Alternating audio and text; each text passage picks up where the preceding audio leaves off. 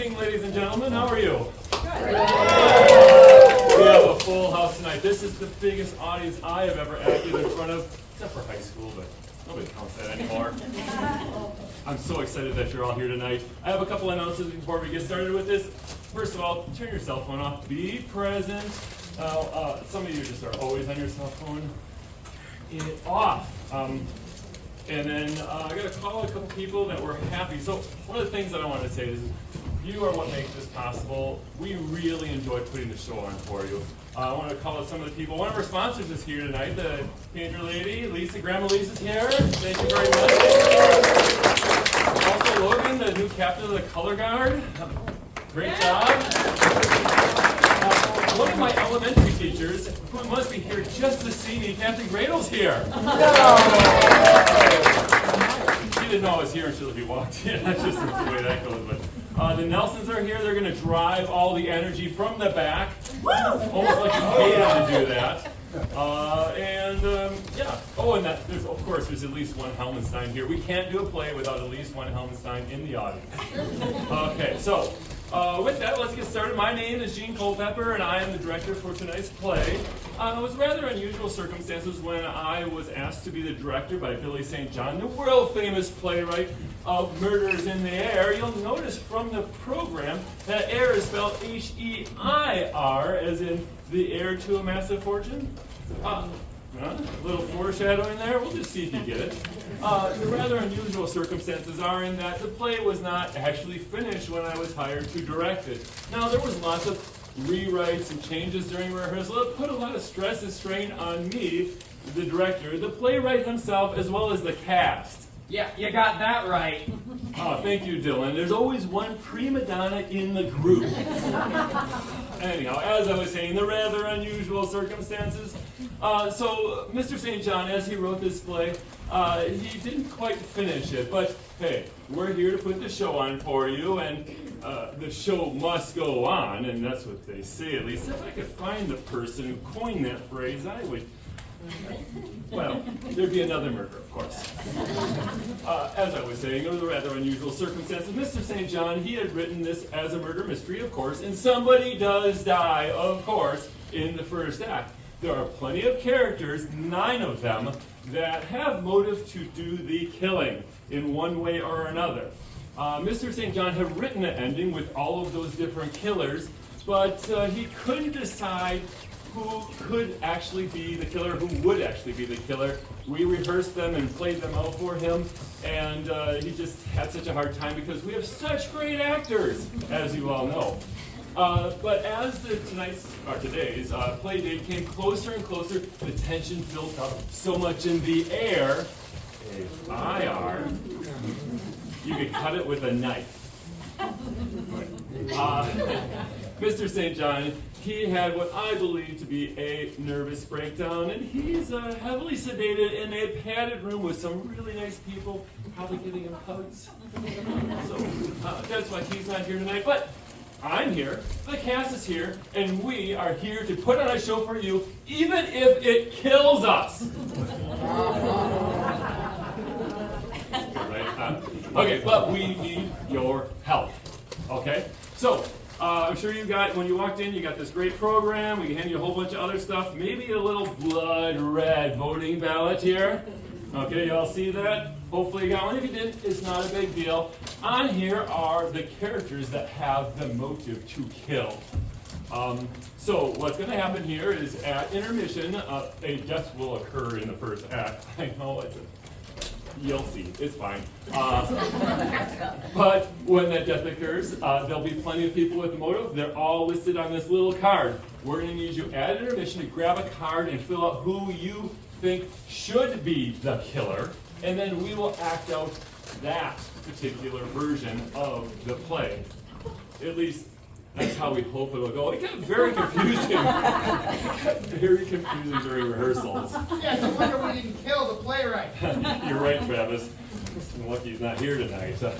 So, with that, I'm going to be down here. I saved a spot in the front row, just in case things get a little, but we'll see. It should be fine. I should not have to intervene at all. You can put a couple notes up here. Let's see if the actors actually read them. We'll see. I think that's pretty much it. I'll be there. Blah, blah, blah. Yeah.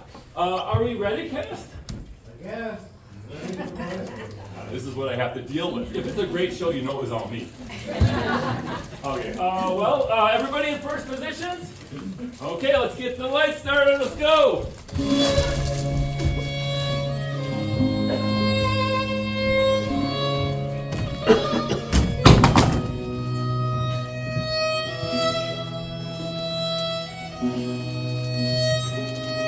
Pluto! What is it? You probably want to open the curtain now? Oh, sorry, I fell asleep.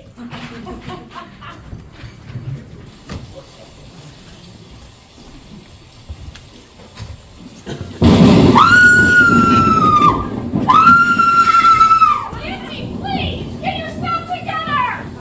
You know Mr. Starkweather is resting in his bedroom just through those doors. You mustn't startle him. I'm sorry, Miss Withers. You startled me.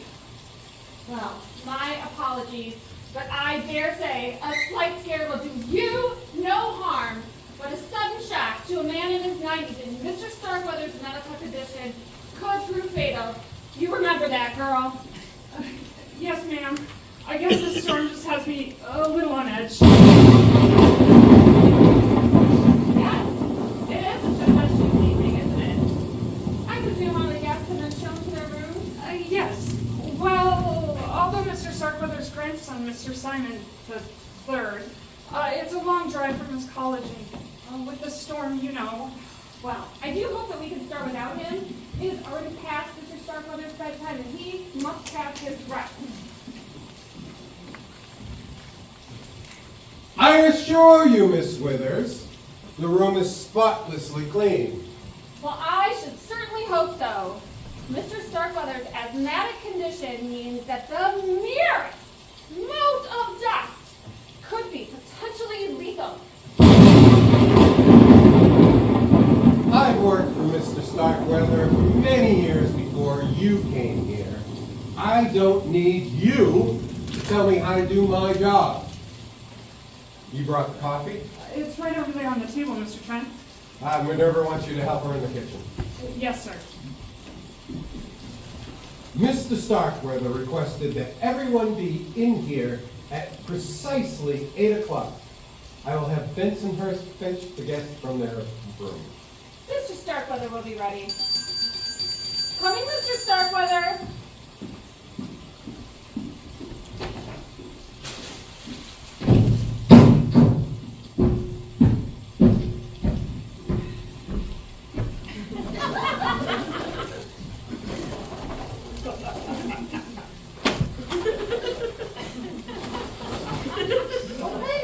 Bensonhurst, what you doing down there? You know, I done got all the cars parked in the garages, like you told me. As I told you, oh, why, Father? You're dripping water all over the foyer. Why did you enter through the front door, Rufus? I've told you a million times, servants never enter through the front door. I reckon I forgot, Mr. Bensonhurst. I just raining cats and dogs out there. I can see that, and now it looks as though it's raining in here as well, thanks to you. Oh, well, you're welcome.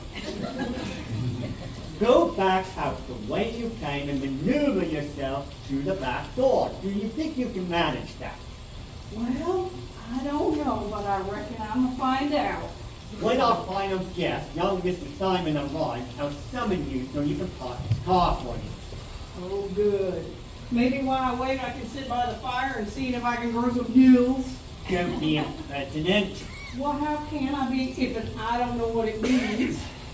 Just do what you're told. Go back out and wait and go to the kitchen and wait till I call for you to park the car. Not that way. Have you forgotten I told you to go around to the back door? No, but I really hoped you had. That woman is an idiot. I heard that! Where would you like this one, Minerva? I'll put it on the coffee table. Oh, careful with it! Yes, ma'am. I think everything's ready. You think wrong. Put the cups on the saucers so all will have to do is pour. Yes, Minerva. The others are coming down. Mr. Van Zandt informing that Mr. Starkweather wishes the staff to be present as well. Ooh, he wants the servants there? Precisely, even Rufus. Had I been informed of that fact sooner, I would have ordered her to take a bath. She is out in the rain talking cars, so perhaps that will help. Oh, I don't think that Noah's flood could help her. Be that as it is, I shall summon her and Mr. Trent. Why would Mr. Starkweather want the servants here? Oh, let me get out my crystal ball and I'll let you know. What was the first thing that I told you when you came here? Do as you're told and don't ask questions. Exactly. Stick to that. I will, Minerva.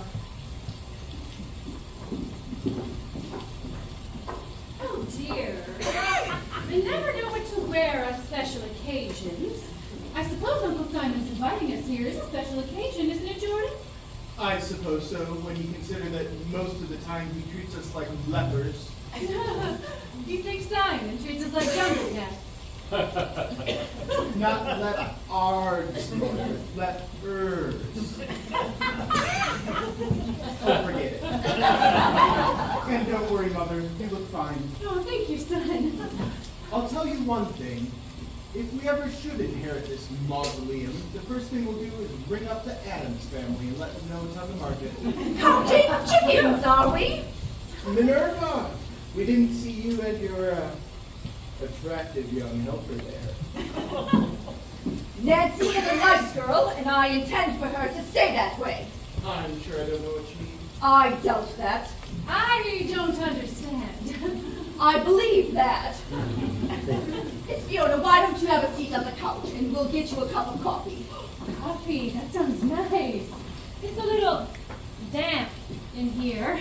Well, that's because it's a lot damp out there. How do you take your coffee? Mother prefers hers flat. I like mine sweet. I'll fix it myself. Whatever. What lovely hors d'oeuvres.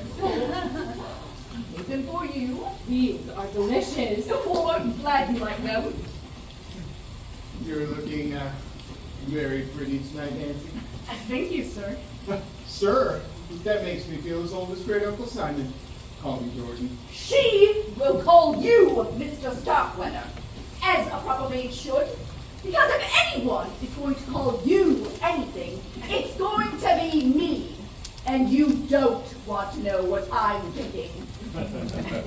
Minerva, you never change. And neither do you. More's the pity. Why don't you have a seat by your mother? It will be safer. Yes, Drill Sergeant.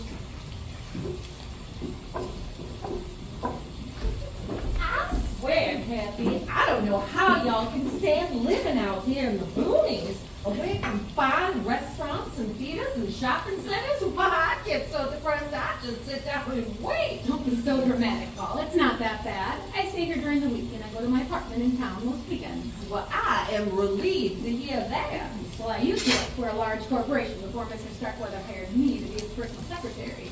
Believe me, this position is much nicer. Look what we have here. 2 rays of sunshine to dispel the gloom. You look beautiful, ladies.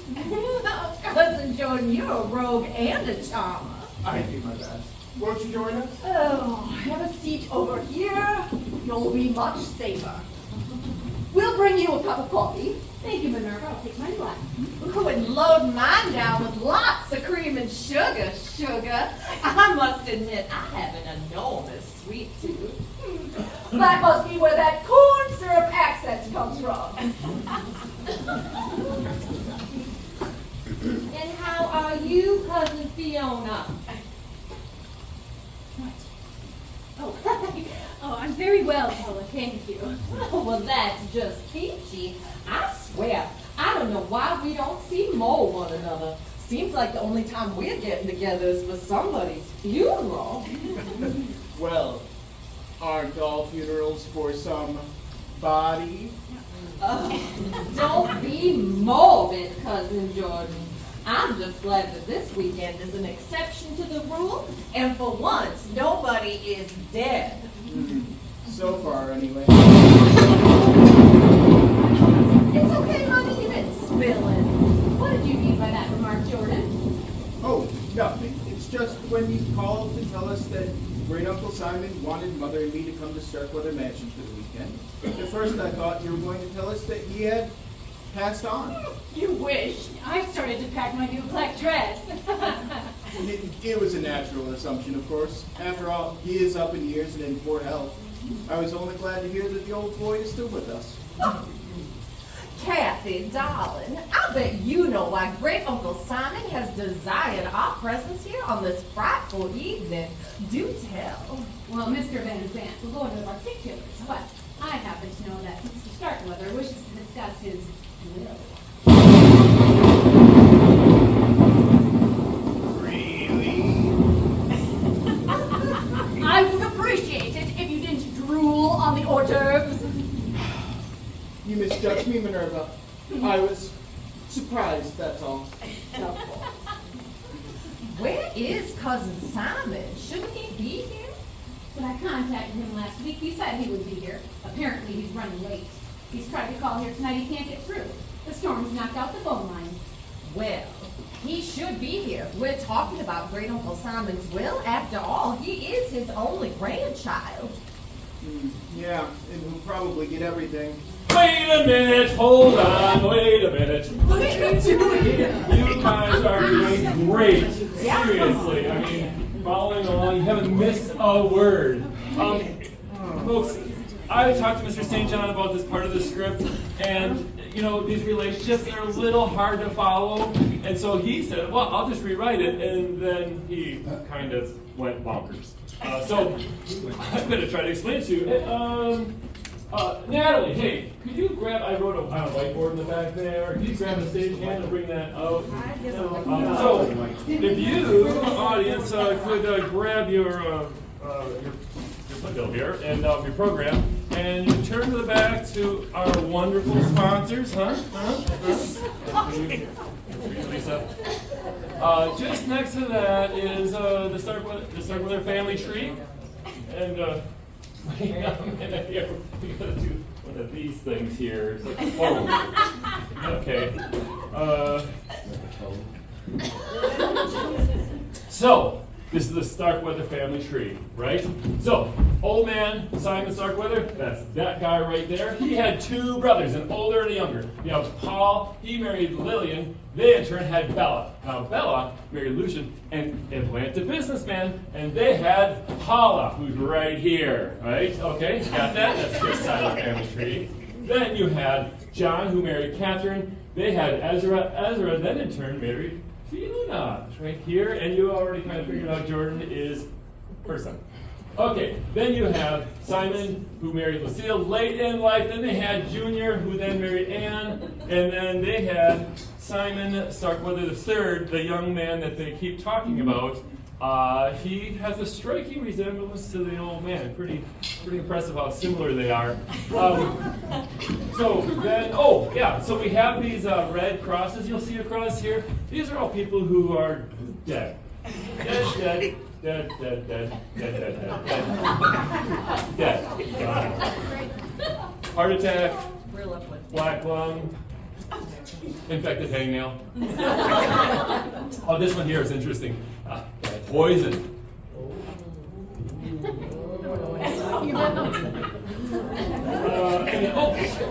Who wrote Gene sucks on here? Fourth time in a row. Okay, let's move along, Gene. Okay. One last thing. The reason why Billy St. John killed off all these people is if you try to put all those people on this stage, it'd be like a color guard just going along. We have to get Logan up here to direct it all for us, So, anyhow, that is pretty much it. I'm sure that clears it all up. If you have any questions later, it's in the program too. Or just come on me. I'll come and help you. Okay, let's get started. Wow, thanks. We don't know where we are, Gene. I don't even know who I am at this point. There's a lot going on. Okay, hold on here. Let's see.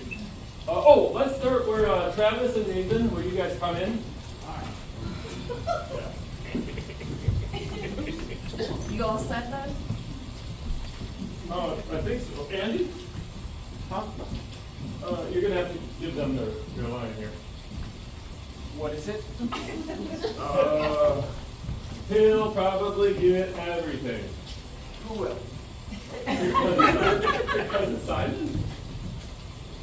Oh, The acting right. Okay, I think we got it.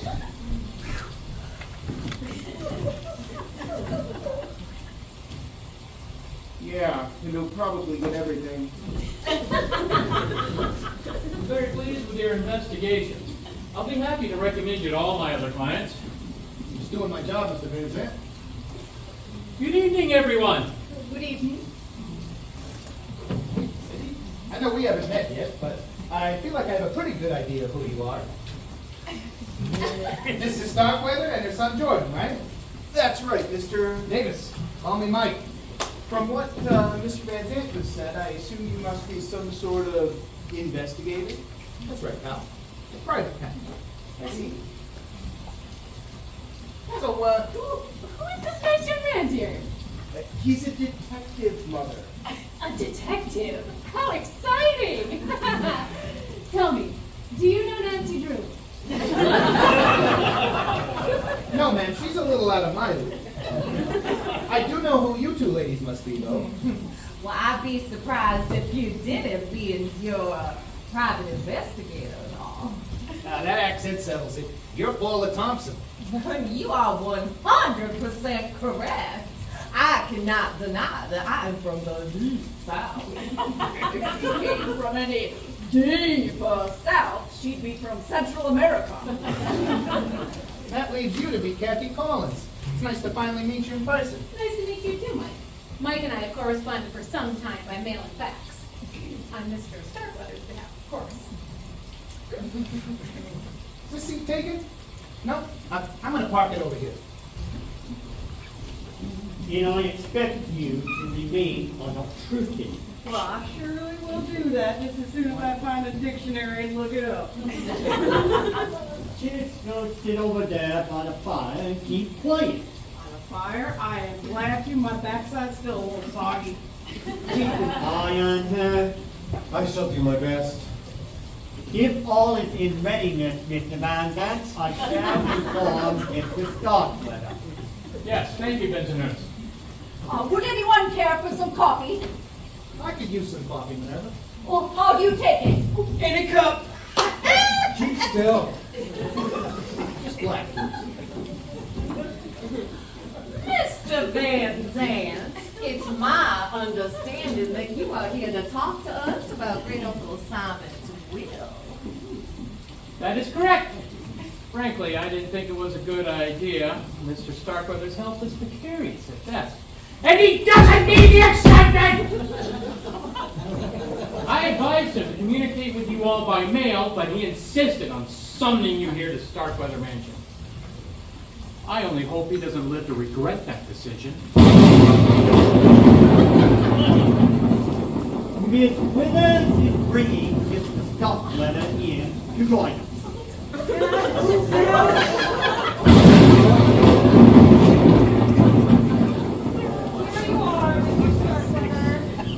Go! Go! Get off of me!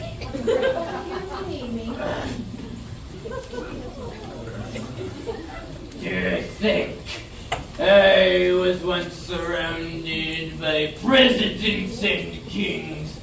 Can my world have shrunk to this?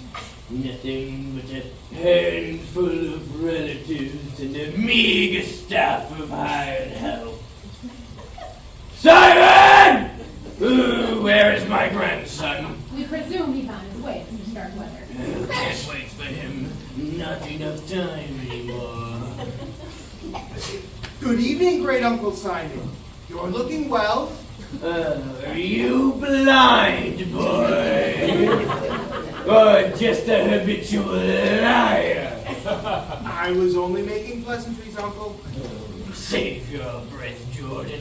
You're nothing but a greedy opportunist. I should know I was one myself at your age. Then I guess it runs in the family. Ah, you have a point. Well, Fiona, you look the same. You do? Simon. It wasn't necessarily meant as a compliment. Uncle Simon, you're just awful. Well, at my age, and with my money, I can afford to say whatever I want, and I do. And how is my little Georgia Peach? Little old me, I'm just peachy, Uncle. I beg pardon. Mr. Starkweather, would you care for some coffee? No, he mustn't have any. The caffeine would keep him awake and it could affect his blood pressure.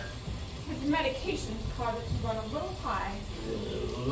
Apparently, I won't be having any Minerva. You heard my keeper. Yes, sir. Everybody wants to live to a ripe old age. And for what? To be kept alive by medicines and machines? To be kept from so many of life's simple pleasures like a cup of coffee? You mustn't excite yourself, Mr. Starkweather. Oh, see, I can't even feel any strong emotions anymore. Oh, that is a bummer. Yes, you put it very succinctly, Rufus. Old age is a bummer. I could have searched my entire vocabulary extensively and not come up with such an apt description. Bummer. I'm glad you liked it. According to my doctors, I will need to be a prisoner in this weak, old body much longer. There's just one thing I hate to leave behind. My money. Well, you know what they say, Uncle. You can't take it with you. Yeah. That is what they say. That is why Lewis here drafted up my will several years ago.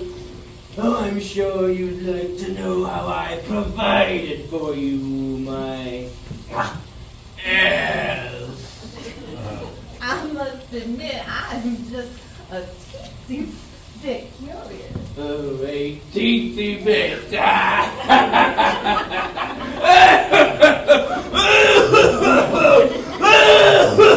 Breathe something like this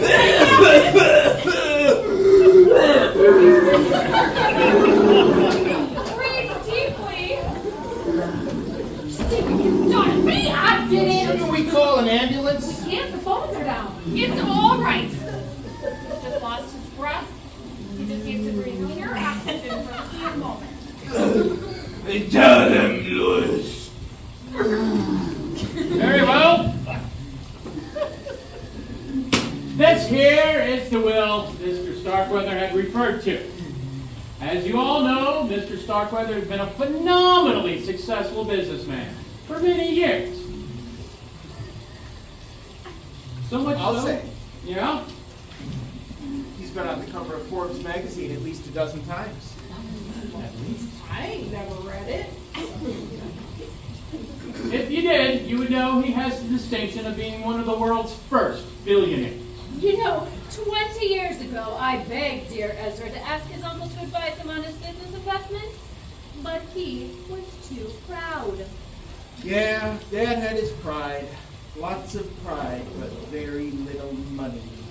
If I may continue, Mr. Starkweather's fortune is in the neighborhood of $50 billion. If I'd have known that, I'd ask for a raise. but essentially it bequeaths $1 million to each of his household staff. And that would be Mr. Bensonhurst, his butler, Mr. Trent, his housekeeper, Minerva Walker, his cook, Miss Withers, his nurse, and Nancy Pollard, his maid, and last and certainly not least, Rufus Jones, his handywoman. Get the raise. Thank you, Mr. Starkweather. And the will goes on to state that the rest of the money will be divided equally among his surviving relatives. And they are his grandson Simon III, who hopefully is here shortly, his niece Fiona Starkweather, and her son Jordan, who will share a third, and his great niece Paula Thompson. Isn't that nice? I always knew you'd do right by us, Uncle. Uncle, I knew you didn't like it when Mama married a Southern boy, but you must have had one thing in common. That blood is thicker than water.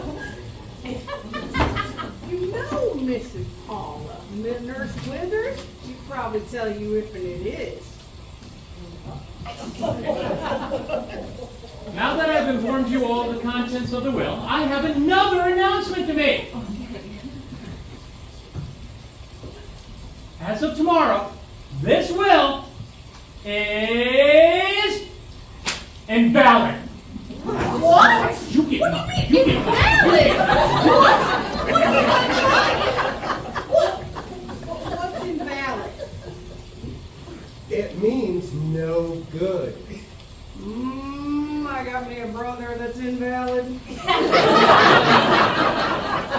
He means we're not going to get the money, you fool.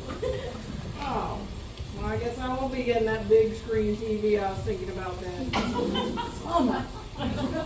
Sit. You two lose. Sit down. Oh, Uncle, why have you decided to disinherit us? Found a better use for my money, that's why. No, I didn't cut you out entirely. All of you in the old will be getting $50,000 each.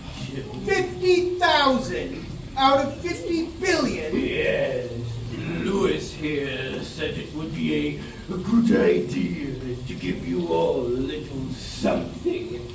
That way you'd be less able to contest my new will. You will? Yes, that is why I asked Kathy here to stay over at Starkweather Mansion this weekend to type it up all nice and legal. Mr. Davis, as a disinterested party, will witness the signature, and Lewis will file it at the courthouse on Monday. Davis said he's a detective. What did you hire him to do? Mr. Davis? Mr. Starkweather hired me to do an investigation. I'm a quiet. For the last 6 months, I've traveled to a dozen countries. Thank you. Checking out some of the world's most brilliant scientists. Some well known, others prefer to keep their experiments a little more hush-hush.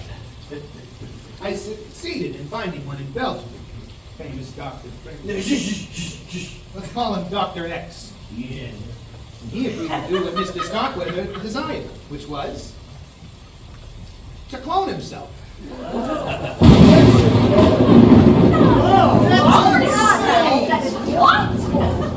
I don't understand.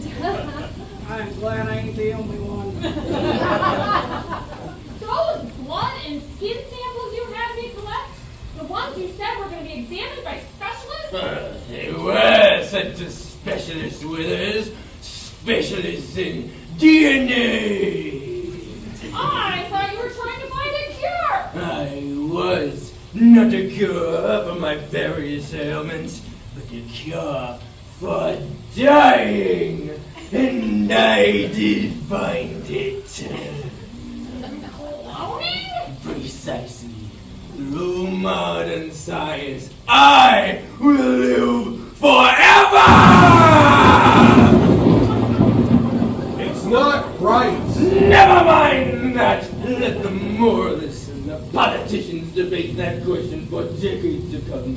Meanwhile, Dr. X, as Davis described him, will be busy cloning a new me. What are you doing? Let me speak, nurse. Sit down with us.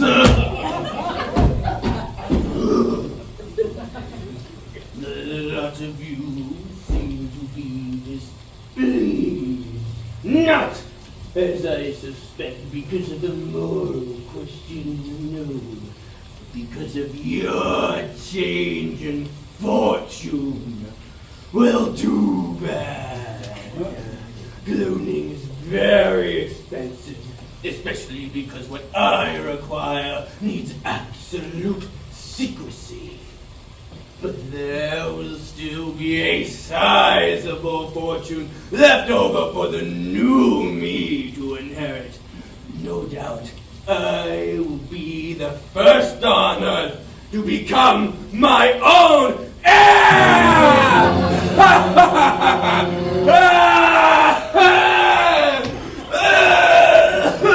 With my blood pressure!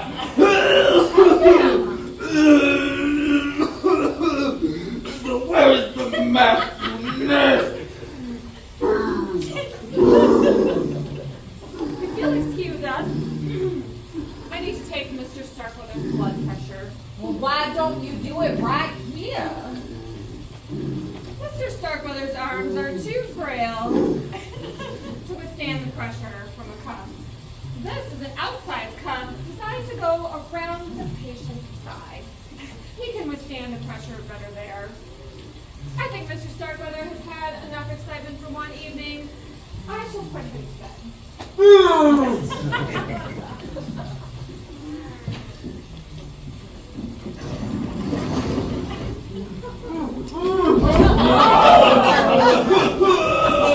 Help me!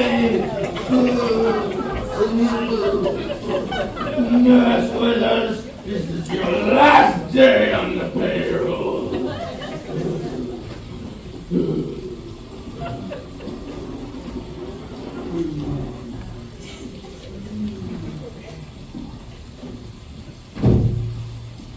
Well, I believe that concludes our meeting. Well, unless anybody's got any questions. I do? What in the Sam Hill was any of that about? It's simple, Rufus. Great Uncle Simon was going to leave us all a fortune, but he changed his mind. Instead, he's decided to clone himself. Oh. But what does clone mean? Oh, well, that's when you take some cells from a person's body and they make a duplicate of the original. Whoa. They can do that? It's amazing. Hey, maybe when the old Mr. Starkweather passes away, I can do the job with the new Mr. Starkweather. The new Mr. Starkweather will have to be born and then grow up. It goes against the laws of nature. How? It's all been arranged. Once Dr. X creates the new life, the cells will be implanted into a host mother who will carry the child to term. Host mother? Who? Me! What? What? Why not? I'm young and healthy. I'd make an excellent mother for little baby Simon. I can't believe that you would be part of this travesty. Well, I'll be well compensated. Besides, have you known anyone else to give birth to a baby billionaire? Wait, Uncle Simon is leaving his money to a baby? In a manner of speaking, yes. The Starkweather fortune will be put into a trust fund that I will administer. I'll release the funds to pay Dr. X and his staff, and then after that, ample funds will be left over for Kathy's needs and Simon's upbringing and education. And once a child is grown and learns how to handle high finance, the fortune will be turned over to him. Yeah, but this kid will look, think, and act like the old Simon Starkweather. He could conceivably parlay those billions into trillions by the time he's an old man again. And for what purpose? So that he can leave it to another clone, and another, and another? Where will it end? When there's a Simon Starkweather with enough power and money to rule the world? We hadn't discussed it, but you might well be right. I can't believe you'd condone such madness. Oh, I can. Why, Mr. Van Zant and the Collins girls will live like billionaires off of Mr. Starkweather's money. Money that should have belonged to us and his family. And I suppose that you're going to get rich off this scheme as well? Not me. I did the job I was paid to do. Now my part's over. I'm going to take my very generous check and go home. Frankly, I don't care if the boss's science fiction experiment works or not. You should be ashamed. You should all be ashamed. I believe you've made your feelings quite clear, Mr. Trent. If you and the rest of the staff will join me, I wish to speak to all of you in the kitchen. You know, it might be kind of nice to hear the pitter-patter of little feet around here again. Oh, shut up, you bitch! We'll clear after you finish. I trust you'll ring if you require anything else. Kathy and I will retire to our rooms. You might as well start typing up that new will tonight. I'll instruct you on how to put it into proper legal terms. Sounds good, Louis. Sooner with that's finished and signed and we're away from his family, the better. Uh-huh. Hey! Wait a minute! How come nobody asked me to carry that baby? I could do it as well as she can. You are Mr. Starkweather's bloodkin, Paula. It wouldn't be proper. I guess it would be kind of tacky. Proper? You're about to conduct an experiment that makes Frankenstein look like an amateur, and you're worried about being proper? Cool it, kid, before you burst a blood vessel. The old man's made up his mind, and I have a feeling that whatever Mr. Starkweather wants, he gets. Succinctly put, Mr. Davis. Kathy?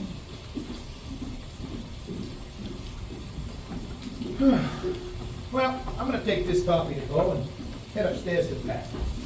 Once I witness the signing of the new will tomorrow, I won't have any reason to hang around. Night.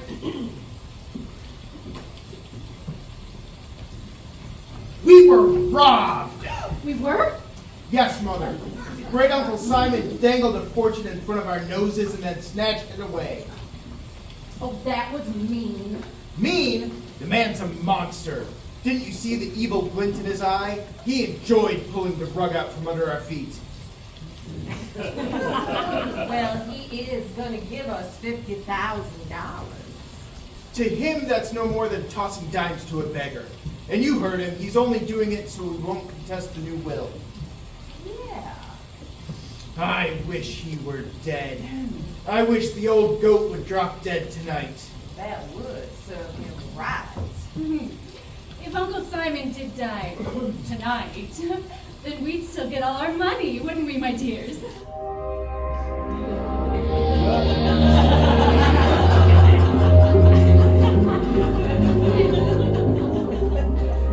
Would anybody care for a game of bridge?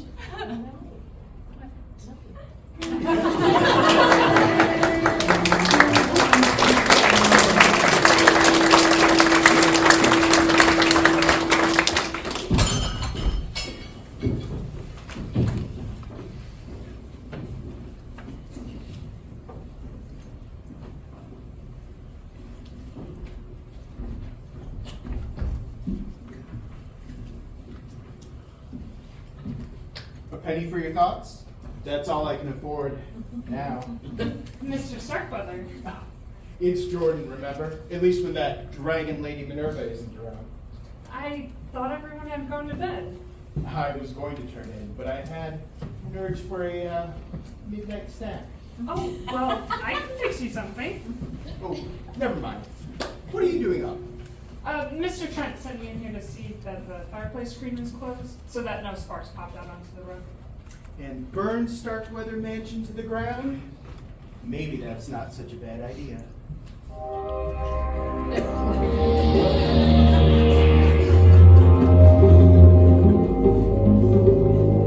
You shouldn't say things like that. You know Mr. Mr. Starkweather is an invalid. How could he? You read my mind. Jordan! Got you to call me by my first name. You mustn't even suggest something like that. It's wicked. And why should that surprise you? Everyone knows I'm the black sheep of the family. If it happened tonight, you would have $1 million, and I'd have billions. Just think of the good times we could have together. It's a tempting thought, admit it. It's not. It's a horrible idea. Which part? Getting the money, or you and me together? The part about the money. And what about us?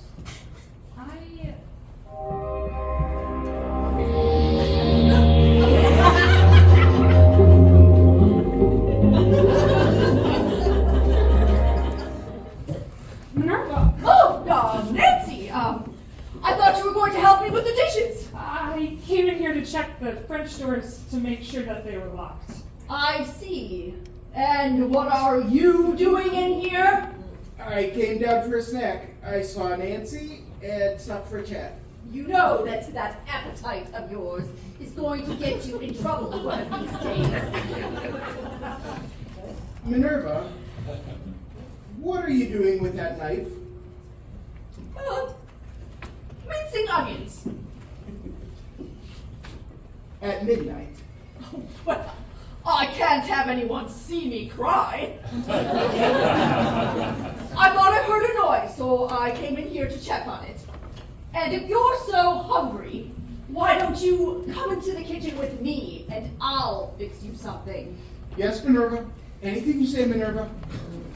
Why don't you finish checking the doors and then come help me in the kitchen? Yes, ma'am. Come on.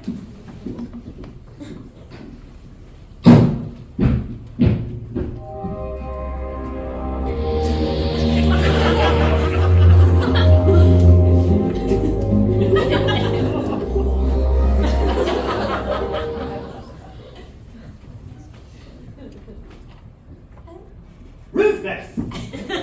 I thought I heard someone come in. It's just me, Mr. Bensonhurst. So I see.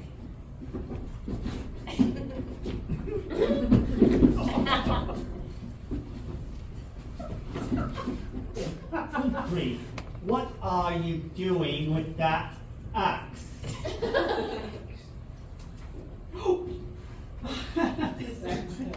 Well, you see, it's like this. I was chopping wood from the fire this afternoon before it started raining. When I finished, I didn't put the axe away. I just forgot. See, I've been dismembering things a lot lately. And when it come to me where I left it, I said, Rufus, you best bring that axe in and get it all dried off so it don't rust. Well, that's fine, but why bring in here into the living room? Besides, how many times have I told you to use the back door? Oh, you tell me as many times as you like. I ain't counting. I swear, Rufus, you'll be the death of me yet. Go to the kitchen and ask Mr. Trent for a towel. What for? I ain't wet. It's quit raining. I know that to dry the axe. Ah. Back door! If that woman had any brains, she'd be twice as dumb. I heard that!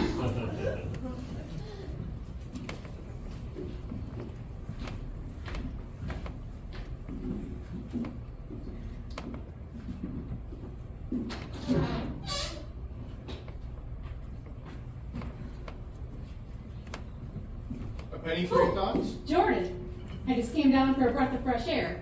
What are you doing up this late? Munchies. Want a cookie? No thanks. So, have you and Van Zant finished typing up the new will? Yes, it's all finished, except for Mr. Starkweather's signature. I can see you've calmed down a bit. I wouldn't blame you if you hated me. Why should I hate you? After all, I would have made the same deal in your shoes. I'm sure you would, Jordan. Minerva was right. Being the mother to young Simon is the next best thing to having the money yourself. Aren't you forgetting something, though? What? The little tyke will need a dad, too. Someone to guide him and mold him into a perfect replica of Great Uncle Simon. A heartless, money-making machine. Think so? Ooh, I know so. And who would be a better father figure than I? You're a very attractive woman, Kathy. We can mix business with pleasure. Oh, get your crummy hands off me. What? Give me cookie crumbs on my dress. Forget it. If I decide little Simon needs a father after he's born, I'll find a suitable husband then. Don't know who he'll be, but it won't be a slimy, sleazy, crumbling man like you. I could kill you, you witch! Wouldn't try if I were you. Not with a detective in the house.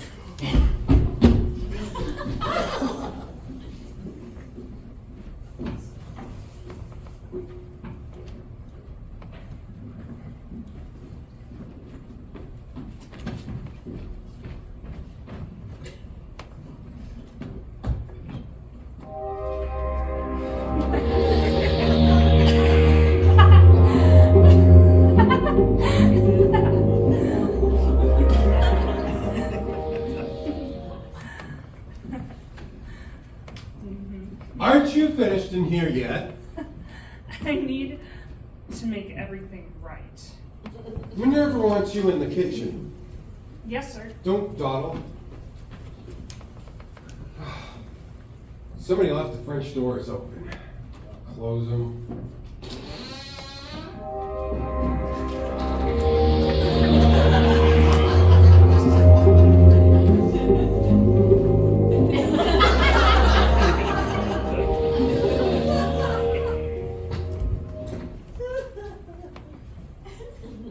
Miss Thompson! Mr. Trent, you gave me a fright. Well, I guess I should be grateful that you didn't shoot me. What are you doing walking around with a gun in your hand in the middle of the night? Oh, don't worry, I know how to handle a gun. I couldn't sleep, so I thought I'd clean it. I was coming down to the kitchen to get some oil. Well, I don't think you'll find what you're looking for in there unless you want to rub it down with Crisco. You know, I always carry my gun with me. Daddy taught me to be a real crack shot when I was 10. A girl can't be too careful. So you always keep that thing around with you? Always. Well, I don't think you have anything to worry about here at Starkweather Mansion. We're miles from the nearest town. No one ever comes out here. You've never had a burglar or a prowler? No. Oh, well, it is a wonder with great Uncle Simon as sick as he is that nobody's tried to steal something. I mean, him sleeping on the ground floor, anybody could come in those French doors and do who knows what. Like shoot him? Oh, I mean, that's a terrible idea. Oh, I hate the thought of it, of course. How would he defend himself? Well, you know, he could always sick Nurse Withers on him. That would scare away any intruder.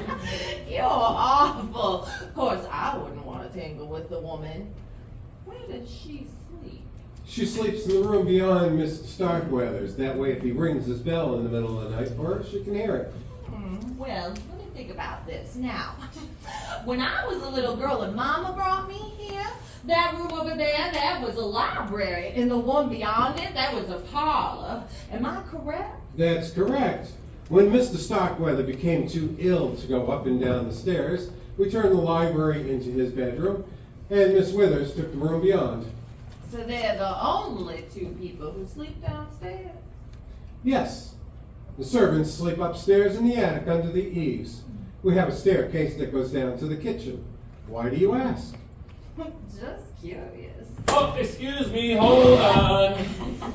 Oh, that particular portion of the play is just a little awkward. You know, I talked to Mr. St. John about this, and I said you have to rewrite that. It doesn't flow well, and he insisted. And then, you know, he didn't have a chance to rewrite it. And he was like very snotty with me about it, saying something about, well, what do you want me to do? Put a blueprint in the program? And I was just like, well, that's kind of rude. But really, I mean, I just want you to know that as a director, that's something that I wouldn't have done. I would have done a much better job. It's not on me, it's on him.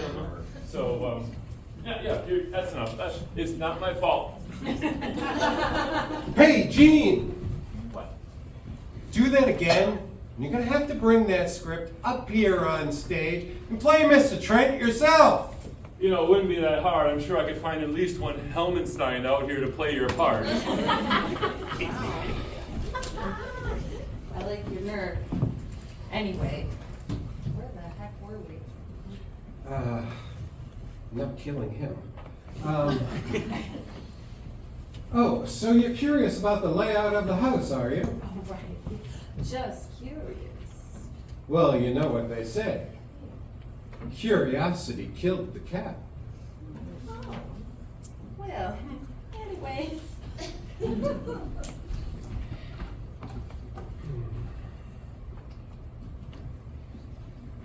Wouldn't it be ironic if tonight of all nights, somebody did break in?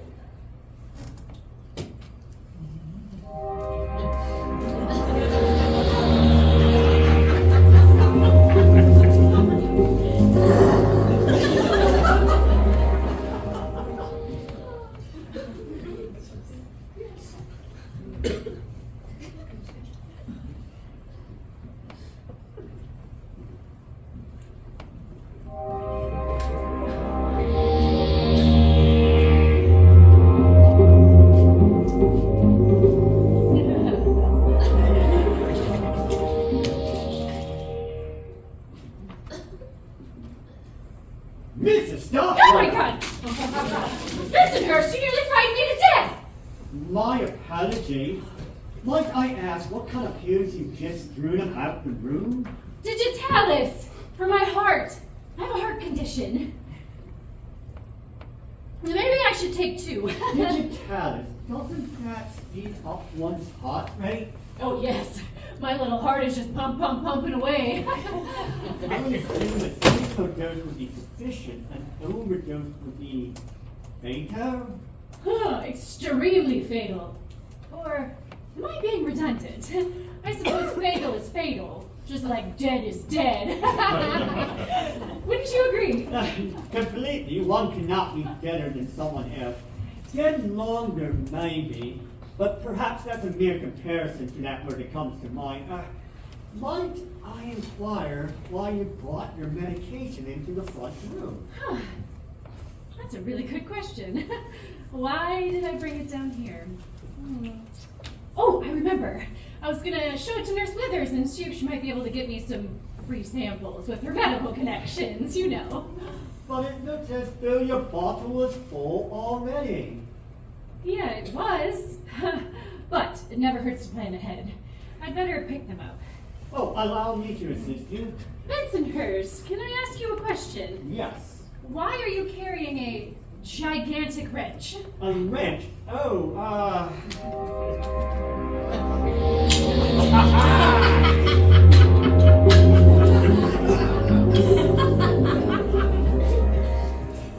A wrench? Well, I happen to remember Miss Withers mentioned she thought the valve on the gas heater in Mr. Starkweather's bedroom had a little leak. I thought I'd give it an extra turn or two. No, how mechanical of you. We wouldn't want any of that gas to escape out into his room, now would we? Naturally not. But first things first, shall we? I feel like a pigeon pecking popcorn. You missed one there. Where? Besides the left kneecap. Left kneecap. Oh, I got it. Oh, they have rolled just everywhere. Round objects tend to do that, madam. Nurse Withers! Mrs. Starkweather, what are you and Bensonhurst doing on the floor? Picking up my digitalis. I spilled my pills. Oh, watch where you put your feet, my dear. Both of them. I assume Mr. Starkweather has required an injection. Is there a problem? Nothing I can't handle.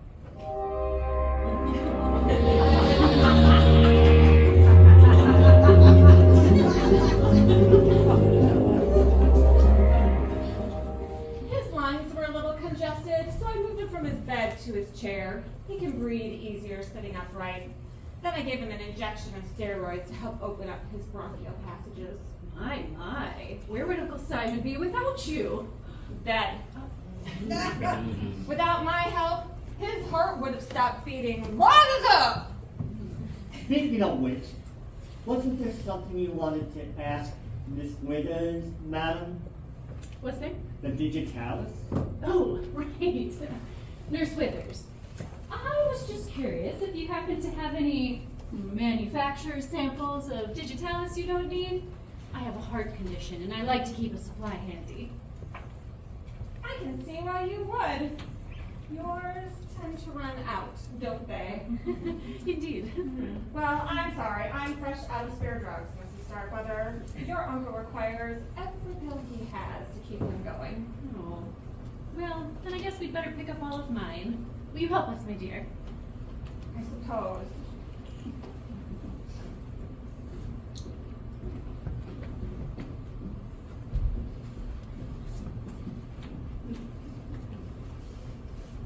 Is this a private game, or can anybody join? Mr. Davis, we're picking up spilled pills. Oh, I thought you were down there playing dominoes. I'll pass, thank you. Here, Mrs. Starkweather, let me give you these. I really must return to my duties. Thank you. And here are mine. Thank you from the bottom of my heart. If you'll excuse me. There's Withers. How's the boss? Bossy. He sent me for a fresh pitcher of drinking water, and if I'm not back any minute, he'll start ringing that stupid little handbell of his. See what I mean? Coming, Mr. Starkweather! I gather he rings for you a lot? Incessantly. When he stops ringing that irritating little handbell, I'll know he's kicked the bucket. Excuse me. Ah, spoken like a true member of the healthcare profession. Hey, what's with the wrench, Bensonhurst? You got something I can help you out with? Thank you, sir, but no, it can wait. I too must excuse myself. Well, You're up awfully late, Mrs. Starkweather. no, I couldn't sleep. How about you, Mr. Davis? Oh, I'm a real night owl. Besides, I was hoping young Simon would show up. I haven't met him yet. Oh, Simon is a sweet boy. I do hope he's all right, what with the storm and all. Well, I'm sure he pulled over to let it pass. Though it is starting to cloud up again. We could be in for another downpour. Certainly hope not. I think I'll take myself back upstairs and lie down. Good night again, Mrs. Starkweather. Good night. Coming, Mr. Starkweather? You're still here. Yeah, I'm just keeping an eye on things. Well, my patient.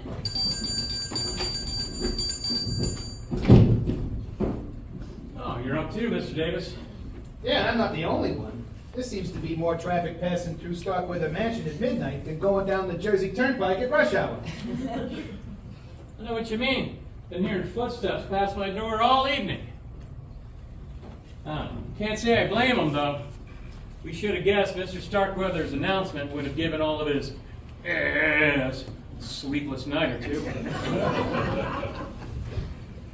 Tell me, Mr. Van Zandt, this cloning business, how do you feel about it? I'm a lawyer, Mr. Davis. I'm paid to think, not feel. Can Mr. Starkweather be cloned? Absolutely. There's no doubt that the technology exists. Should he be cloned? Well, let's just say I wouldn't want to be the first to challenge nature by making another Louis Van Zandt. Yeah, me too. I'm a simple guy. I got enough to deal with in one lifetime. The sooner we get this signing over with and I can go back to the real world, the better. Well, the will's finished. Mr. Starkweather can sign it first thing in the morning. The old boy's still awake. I just heard him ringing his bell for his nurse. There's no reason why he can't sign that now. That's what I'm thinking. People in this house are as tense as a bunch of long-tailed cats in a room full of rocking chairs. I know I'll feel better once the boss's plan is a done deal. Well, I'll head up to my room and get the will. You let Mr. Starkweather know. Sounds good. What in the world? The circuit breaker must have been tripped. But the storm passed hours ago. Yeah, I know. I don't like it. I don't like it one bit.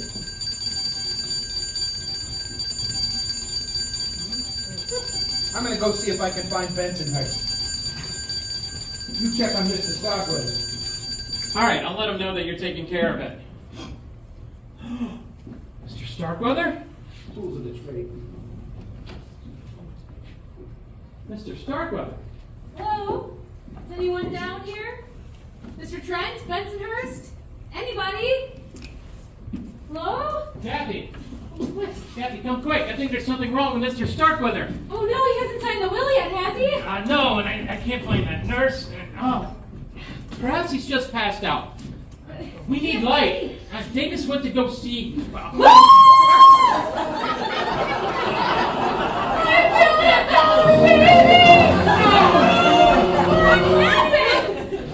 Somebody struck me! Starkweather! I heard it scream. He's dead! Somebody put the blood pressure cuff around his neck and pumped it up to the maximum! 300 millimeters of mercury! Somebody strangled Mr. Starkweather to death! Oh! Poor Mr. Starkweather, who could have done something like that? Oh, give me a break. I'd say you and just about everyone in here is way up there on the top 10 list. All right, hold it down. Let me inspect the body. Well, those drops on his robe, is it blood? I'm not sure. What else could it be? Look, I'm a detective. I'll handle it, okay? What can you tell us, Miss Withers? Well, I brought him his pitcher of water, and I checked to make sure he was breathing okay, and he was. So I went to my room and I laid down, and not too long after that, the lights went out. I noticed that too. Hush! Anyway, Mr. Starkweather started ringing his bell, so I tried to light a candle, and as I was doing that, I must have been hit over the head with a blunt object, and I must have passed out, because when I came to, the lights were back on, and We'll take it from there. You seem to be in charge, Mr. Davis. What do we do now? Well, we keep trying the phones until we can get through to the cops. If the lines aren't up by morning, someone's going to have to drive into town and report there's been a murder at Starkweather Mansion.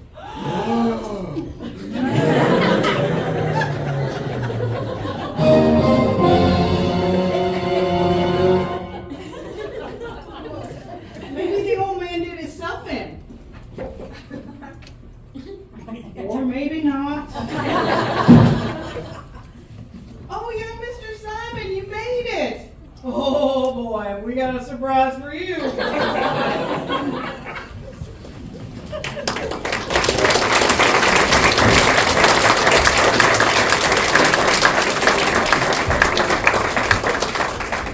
Wasn't that the most diabolical murder mystery you've ever seen? Don't you just love it? The way Mr. St. John's brain works, no wonder he went bonkers. Now, this is the part where we need your help. So, now you all have a voting ballot. Here it is, like this little blood red ballot. And share the pens. You know, we're not for profit. I mean, don't be stealing the pens, okay? As a refresher, we're going to help you out to figure out who is who, because it gets a little confusing with 9 possible murders. 9. Now remember, you're voting on who you want the murderer to be. Don't share with your neighbor. Let's make it a surprise. Okay, so first off, let's get Bensonhurst out here. Bensonhurst is wearing, no, forget it. Minerva.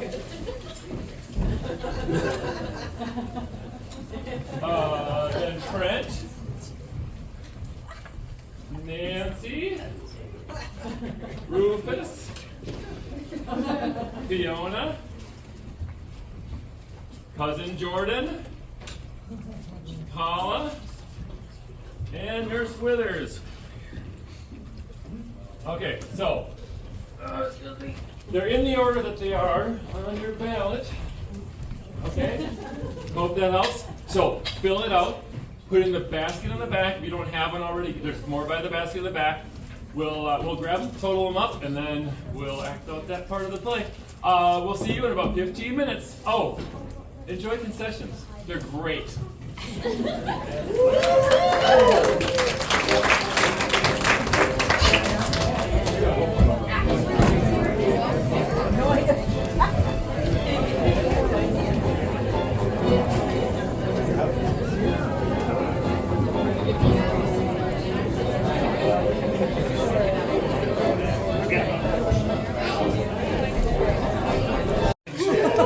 There's Jordan.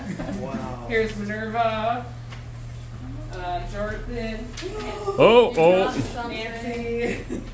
Nancy. Rufus.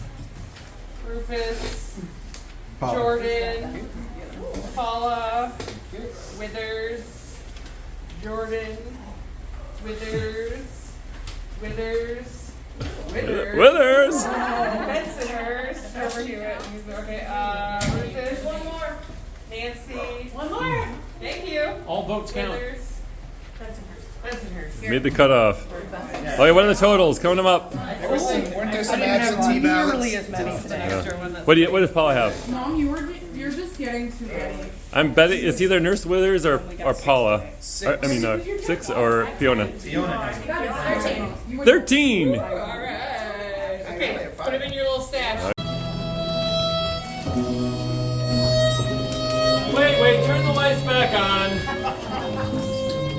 Okay, I got a couple announcements here. Great job voting. There was only a little cheating in there. Somebody, you're only supposed to mark one down. And the other thing is you can't write in a vote. G sucks is not a vote. Olive, I know it was you. You voted in crayon. Yeah, I felt like it was you. Okay. You protest too much. As I was saying, hey, we got your votes in. It's really great. Let's see here. So there's a lot of little things that are different with the different murderers, and if you pay close attention, you may be able to determine who the actual killer is. So you can play armchair detective.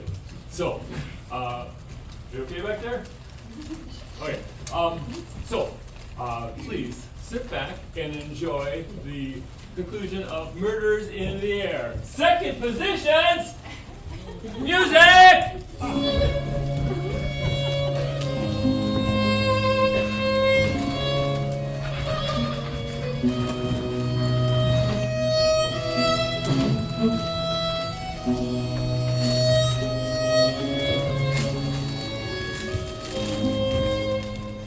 Dad, I can't believe grandfather is dead.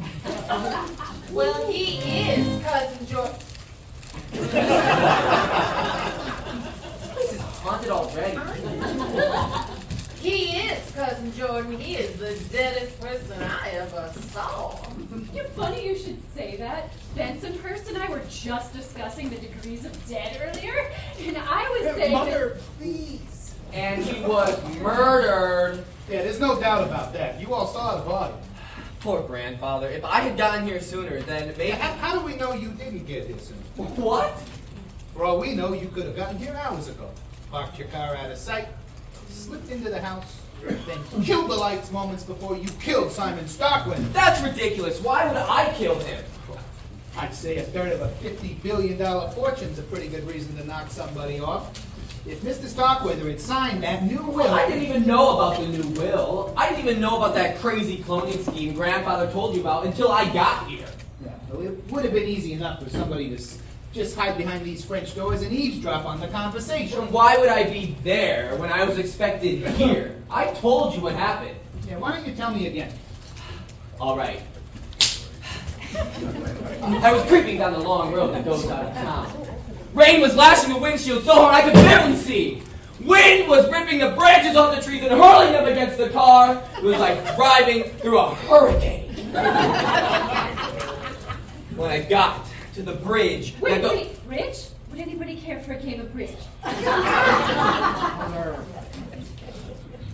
When I got to the bridge that goes across the stream, that goes around the entire estate, I had to stop. The stream had turned into a raging river and torn the bridge to pieces. Rich, okay, I don't think everybody had a chance to answer. Does somebody want to play some? I'm doing a thing here. torn the bridge to pieces. Well, I had remembered about a mile from there, an old tree that had fallen across the stream years ago. I used to play there when I was a kid. Well, I found the tree, and I just barely managed to walk across it, even though the water had risen to nearly cover the trunk. Apparently, I got here just after grandfather was murdered.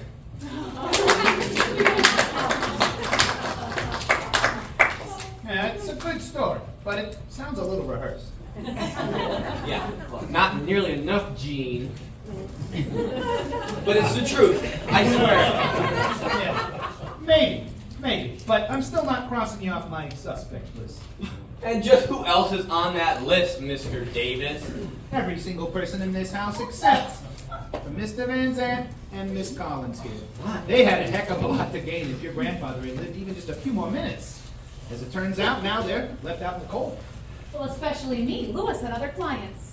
Now I'm among the unemployed. Well, I'm sure that once the estate is settled, we can get you a generous severance check, right? Take it out of your portion if you wish, Simon. Mother and I'll pass. I will too. No offense, of course. Of course. Well, what do we do now, Mr. Davis? Simon, you know, your story reminded me, because you said bridge a couple of times. Yeah. I don't know, maybe we could play some bridge. The way I see it, we sit tight here until morning.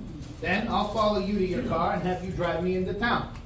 I'll report what I know to the police and inform them that the bridge is out. Oh, Mr. T, did you say you wanted to play bridge?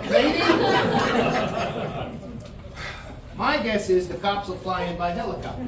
They're going to need to move the body to the coroner's office, investigate the crime scene, and take all of your statements. Once a homicide detective is assigned to the case, though, I'm out of here. What?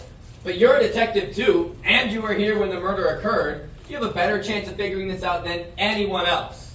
Sorry, I'm a private detective. Now that Mr. Starkweather's deceased, I'm off the payroll. Once I give my story to the big boys, I'm finished. Well, I'll pay you. I won't have the money until I get my portion of the inheritance. But if you're willing to wait... You're on, kid. I figure you're good for the dough. Incidentally, that little offer drops you to the bottom of my suspect list. That's how it works. Might as well start earning my salary. Well, what can we do to help, Mr. Davis? Well, first I want to interrogate each one of you as to your whereabouts when Mr. Starkweather was murdered. Establish everyone's alibis. That's right. Then, I'm going to need to know anything that all of yous or the staff might have seen or heard earlier this evening that might help us identify the killer. Clues. That's right. Clues, alibis, and motives. The motives in this case are obvious. The other elements aren't yet, but they will be by the time I'm finished. Well, sounds like a good plan to me. Who do you want to start with, Mr. Davis? Since you're paying the freight, call me Mike. Okay, Mike. How about you, Miss Thompson? Do you mind being first? I suppose, if I have. You don't have to, Paula. None of us do. What do you mean, dear? I mean that Davis here isn't a police officer. We don't have to give him the time of day. Oh, yeah, you're right, Jordan. But why would you refuse to cooperate unless you have something to hide? Now look, Simon. Don't go accusing me of murder unless you can prove it. Listen, I think Simon has a pretty good point. Uh-oh. Do you want me to tell the cops that everyone cooperated except you? Jordan. All right. We'll answer your dumb questions. But first, I'm taking Mother upstairs so she can lie down until you're ready for her. She's getting up in years and she needs her rest. Thank you very much, Jordan Alexander. I'm no spring chicken, but I'm no Mrs. Methuselah either. Don't get excited, Mother. Are you okay? Do you need your digitalis? Well, no, I'm fine. But if I did need my pills, there's probably still one or two under the sofa. I had a little accident with my pill bottle earlier. Come on. You can call for us when you're ready. Well, I assume you want to question everybody in private, Mr. Davis. Kathy, you can wait up in my room if you want. I need to go over that old will, considering it's still the official one. Stupid old will. Oh, excuse us. Well, I'd like to stay, since I wasn't here earlier, hearing everyone's statements about what happened tonight at Starkweather Mansion would really help me figure out what happened tonight. Well, you're the boss now. Oh, that's right. I'm particularly interested in what happened between the time when Mr. Starkweather announced he was changing his will and the time his body was discovered. Yeah, and how long was that? Several hours. Come on, Miss Thompson. Did you observe anything in that time frame that might help us? Well, as you might imagine, I was very disappointed with the great Uncle Simon's announcement. I mean, I can understand cloning Matthew McConaughey. But great Uncle Simon? Oh! No offense, Cousin Simon, but he is a terrible man. Anyways, I spent most of the evening up in my room. Except for that one time I came down to run a little errand. I was standing outside the kitchen door when I heard Minerva talking to that cute little maid, Nancy. What's the matter with you, girl? Have you left your head in the other room? You haven't heard a word I've said. I'm sorry, Minerva. I'm just so confused. Confused about what? Has that no good Jordan been bothering you? Jordan? I mean, Mr. Starkweather? What makes you say that? Well, when I came in on the two of you, you were standing real close together. Real lovey-dovey like. What was he saying to you? I think he wanted me to... To do something you didn't want to do? Yes, but it's not what you're thinking. Oh, I'll bet. If he comes anywhere near you, I will cut him down to size. No. He's not even interested in me. I saw him with Miss Collins. Oh! He lost interest in you when you lost your millions, didn't he? I'll bet he's following the money all the way to the Collins girl, isn't he? He proposed to her, but then she laughed at him. Perfect. Serves the lazy bum right. Don't call him that. Oh, you are hung up on him. Oh, Nancy. Don't be a fool. He would only toss you out like a toothpick. Well, maybe things are different now. If Mr. Starkweather hadn't changed his will, Jordan would be free to... Free to do what? Nothing. If we're done now, I'd like to go to my room. Well, go ahead. But Nancy... Yes, ma'am? Lock your door. Wait a minute. Man, I have to explain so much in this play. It's a lot of work. I'm getting worn down by this. Okay, for those of you who are up there in years, this over here is the interview. So this is right now. This over here in the foyer is a flashback. Okay? Flashback. Now. Before he died. Now. Okay, so you'll notice before. Now. Okay, is that it? Okay, good. Okay. Pay attention. Before. Okay, carry on. That man's asking for it. So, Mr. Trent, is there anything you observed earlier this evening that you might consider suspicious? Suspicious? Well, I suppose somebody toting a gun around the house in the middle of the night would be suspicious, even though Mr. Starkweather wasn't shot today. Ooh, a gun? Who has a gun? Besides me? Paula Starkweather, that's who. Says she's a regular Annie Oakley. She even mentioned how easy it would be for somebody to break right through those French doors and kill Mr. Starkweather. Oh, did she now? Ask her yourself. Huh. Well, is there anything else? Well, I did happen to hear a rather odd conversation between Rufus and Mrs. Starkweather. I was going upstairs to pass out the candles, which came in very handy, as you know, and I turned the corner onto the west wing, and I saw Mrs. Starkweather at the far end. Oh dear. Do I have enough? Miss Starkweather. Rufus! You scared me out of a year's growth. Well, then that's all right, seeing as at our age we do most of our growing sideways, eh? I certainly hope not. What are you doing with that television set? It doesn't look like a portable. Well, it is now. I was borrowing it from one of the guest rooms that ain't in use. Whatever for? Well, I mean, I ain't sleepy, so I thought I'd watch some TV, but the TV in my room's all kind of wonky, the color, I mean. Everything on every channel was green. Hey, there's David Letterman, green. Homer Simpson, green. Even Bluey was green. Yeah, it's like Kermit the Frog's on every channel. How disconcerting. You can say that again, whatever it means. How disconcerting. Hey, are them breath mints? I wouldn't mind a few. Minerva fed us staff some sauerkraut for dinner, and I can still taste it. No, Rufus, I have a heart condition. If you ate any of these pills, they could kill you. I would pass then. But if anybody could accidentally take one of those and, keel over, you just better be careful with them. That's entirely possible. Yeah, what would they put on the death certificate, huh? Cause of death, bad breath. It isn't a laughing matter. Oh, right, sorry. Don't worry, I'll be careful with them. I need every single one of these pills.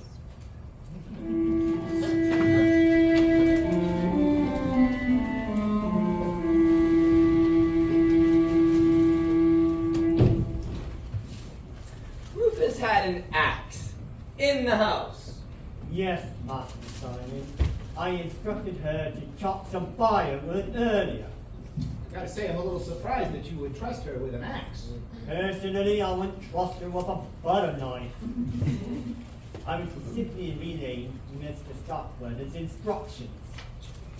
Was there anything of interest that you happened to notice? Just one, sir. Earlier tonight, I was coming from the kitchen when I saw Master Jordan at the door to Mr. Starkweather's room. The hall door, not that one. His behavior was somewhat furtive. I got the impression he was about to enter when the door opened and Miss Withers came out. It was quite apparent that her unexpected appearance startled Mr. Jordan. What do you want?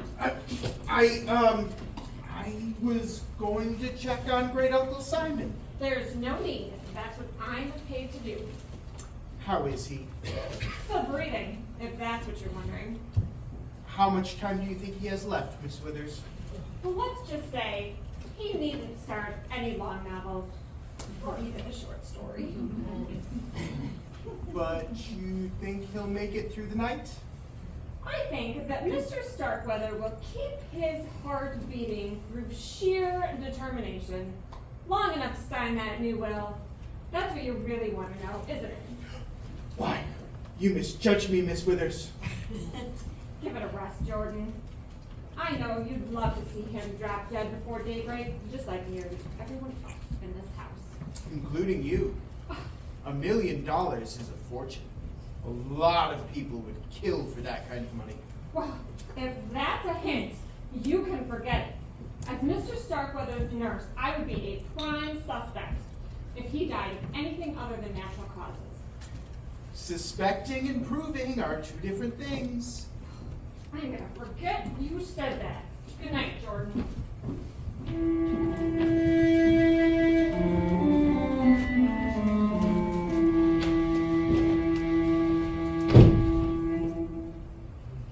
It's true. Jordan Starkweather did imply that I was in a position to end his great uncle's life and make it appear natural. But I assume that Bensonhurst also told you that I refused. Yeah, he did. But you could have changed your mind. I could have, but and then kill him using a blood pressure cuff? I mean, that would be foolish. Hardly what you'd call natural. I agree. The manner with which he was killed makes no sense at all. Whoever did it. Yeah, it's like the murderer is flaunting the deed in our faces. Why would you do that? question. Tell me, Miss Withers, if you had to pick out a likely suspect to be our murderer, who would it be? Off the record, yeah, that Thompson girl, Mr. Starkweather's great niece, she is a little too goody-goody for my taste. Yeah, she and those Southern girls, they really know how to turn on the charm, but even Scarlett O'Hara was pretty ruthless when you get down to it. Yeah, we've been told Cousin Paula has a gun. You see what I mean? I dare say, she and Jordan were desperate to get Mr. Starkweather's billions. I overheard them talking earlier this evening. It was shortly after Mr. Van Zant's announcement about the new will. They didn't notice me in the corridor. Well, what are we gonna do? What can we do? It's out of our hands. Oh, don't be such a wimp, Cousin Jordan. That money is rightfully ours. There has got to be a way to get it. I know. Maybe we can break the new will if we have Great Uncle Simon declared insane. I have already thought of that, but it won't work. If cloning was just a wild theory, maybe, but it's been done. Him wanting to clone himself might be bizarre, but it isn't insane. We lose the case. And probably spend the pittance we would inherit on the lawyers. Like that Mr. Van Zant. Ugh. He could just... What is it? What are you thinking? I'm thinking, if you can't beat him, join him. Huh? I just figured out a way to get Mr. Van Zant to put me on his team. What is it? Fend for yourself, Cousin Jordan. If you'll excuse me, I got to go talk to that lawyer. If you can't beat him. Oh, I wonder where Kathy could be.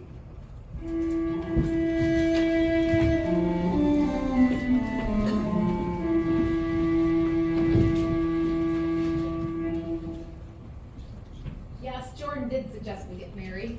Wasn't what you'd call a romantic proposal. It was more of a business proposition. You were gonna have access to grandfather's billions. What did Jordan have to offer you? Himself, I guess? Ugh. In my opinion, that fortune hunter wouldn't be worth 2 cents. But then you did turn him down. Look, Jordan's attractive in a smarmy sort of way, but any woman who married him would be a fool. And believe me, Mike, I'm no fool. I knew that from the time we started working together. Yeah, you were smart enough to carry grandfather's clone. Look, Simon, once Mr. Starkweather decided to clone himself, nothing was going to stop him. He was going to find a surrogate mother somewhere, and she would make a fortune, so why not be me? Look, I get it. I just think the whole idea is a little creepy. You're still a lot nicer than the other heirs are about it. For example? Well, Paula, for one. She hadn't given up hope on getting her 7 little hands on her uncle's money. How do you know? Well, I was in Lewis's room with him when she came and knocked on the door. She asked Lewis to step out in the corridor with her where she could speak with him in private. Lewis didn't close the door the whole way, so I couldn't help but overhear their conversation. We're very busy, Miss Thompson. Working on that new will. Yes? Mr. Van Zant, you're a lawyer. Are you sure this cloning business is legal? Haven't lawyers lost their license before for doing things that were, Look, as we told you, the procedure's going to be done in Belgium. And there, our laws don't apply. Oh, well, what about ethics? Haven't lawyers been disbarred before for doing things that were unethical, if not illegal? What's your point? My point is, I want in on the deal. You can pay me out of that trust fund to be the baby's nanny or whatever. I don't care what you call it. And if you refuse, I shall be forced to report you to the Bar Association. That is what you call it, right? It is. Now let me give you a little free legal advice, Miss Thompson.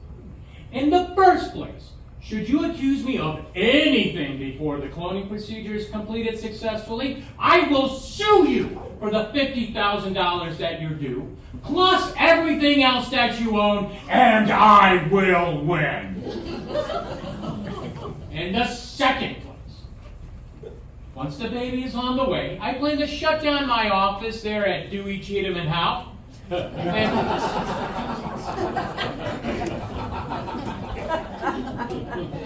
And devote my time to Kathy and little Simon's care.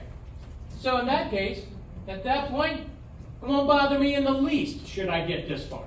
Anybody can administer an estate. You don't have to be a lawyer to do it at all. Oh. So you see, young woman, your threats are meaningless. And, as a matter of fact, as an officer of the court, I should report your feeble attempts at extortion to the police. Well, That's silence! Take your silly southern self out of my sight right now, and I just might be willing to forget it. fine.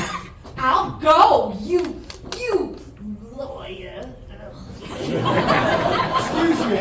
Yes, Mr. Trent. I found the candles that I had taken down after Christmas, and I thought it might be a good idea to have one handy with some matches in case we have a power outage. Oh, how thoughtful. Thank you. Kathy's up in my room. I'll get one for her as well. Miss Thompson? Oh, fine, I guess.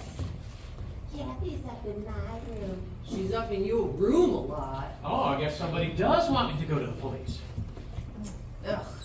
If you'll excuse me, I have to get something up in my room.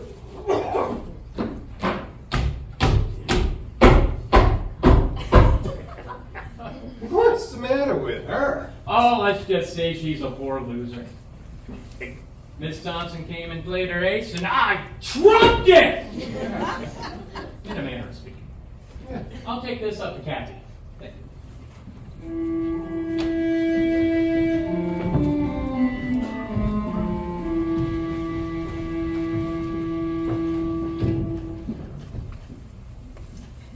As I recall, when Kathy Collins saw Mr. Starkweather's body and screamed, you ran in the front door.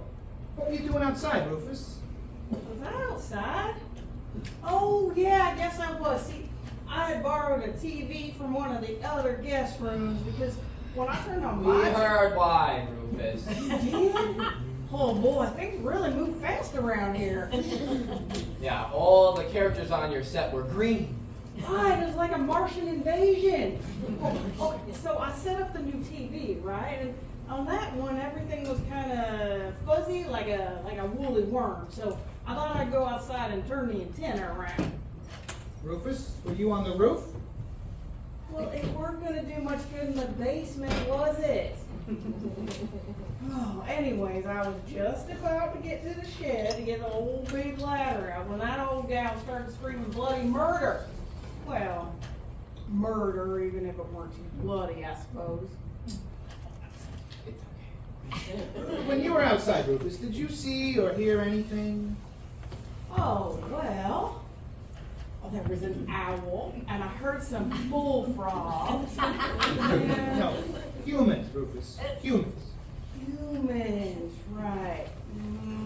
Mr. Jordan was by the patio doors.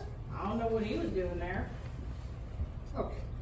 Earlier tonight, did you hear anyone talking about the new will? I mean, who didn't? That is all Minerva and Bensonhurst were talking about in the kitchen. Well, what were they talking about? Well, that was that it wasn't fair, you know? That they'd worked all these years and they deserved their millions. You know, me, I figure 50,000 buy me a pretty big TV. I mean, probably two. Bensonhurst and Minerva? Oh, right. Well, the more Minerva thought about it, the madder she got. And oh, you don't want to cross her, but she was about ready to storm into Mr. Starkweather's room and give him a piece of her mind.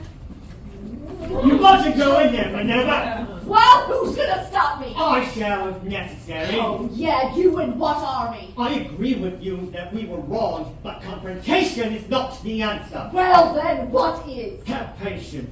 Mr. Starkweather has not signed the will yet. Perhaps he'll change his mind by tomorrow morning. Well, if only we should live that long. No, Minerva. He shall live so long.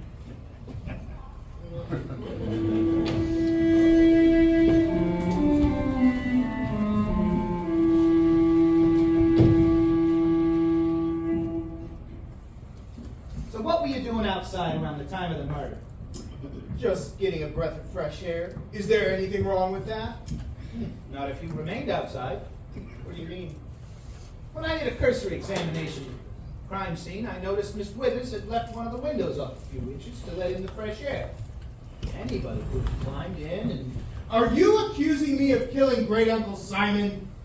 Take it easy. Calm down, Mr. Starkweather. I'm not accusing anybody yet. Yeah. Besides, from what we've heard, Cousin Jordan, conning someone into doing your bidding is more your style. Who told you that? Look, I'll ask the questions if you don't mind. I repeat, what were you doing outside?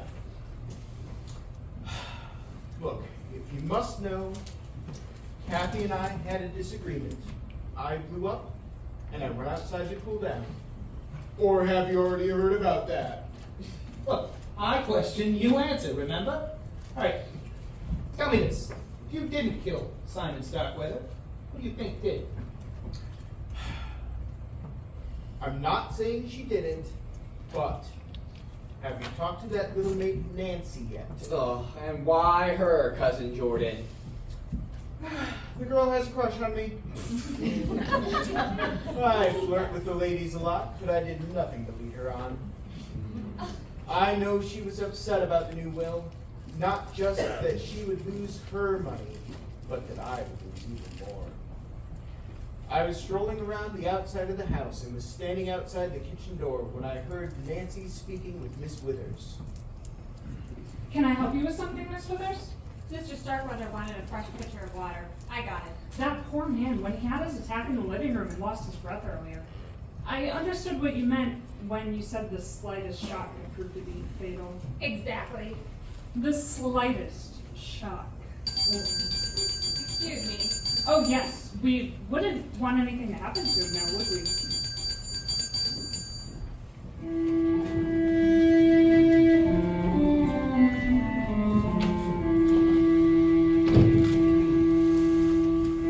I was surprised when your grandfather had included me into his will. I hadn't even thought he noticed me.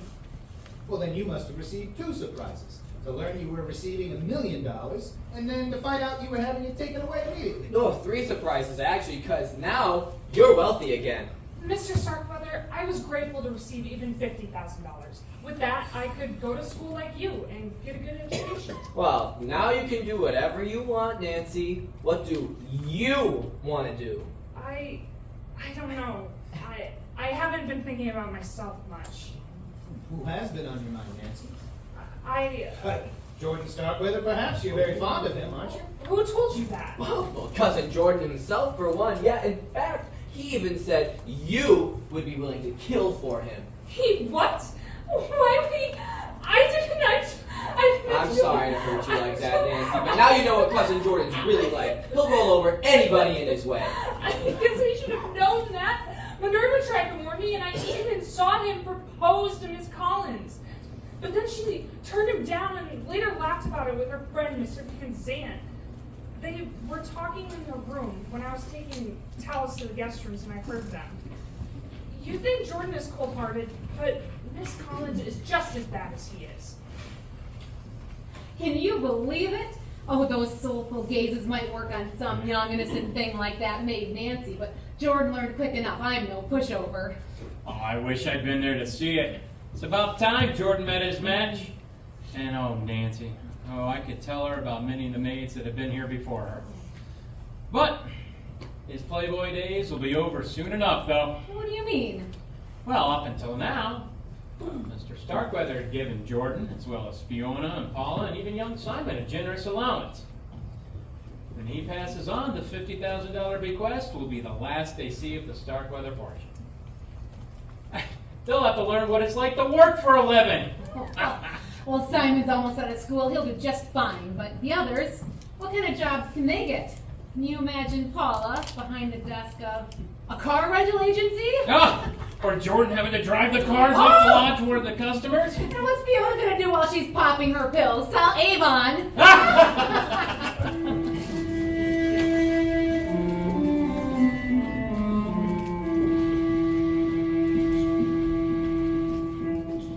Can I get you something, Cousin Fiona? A glass of water?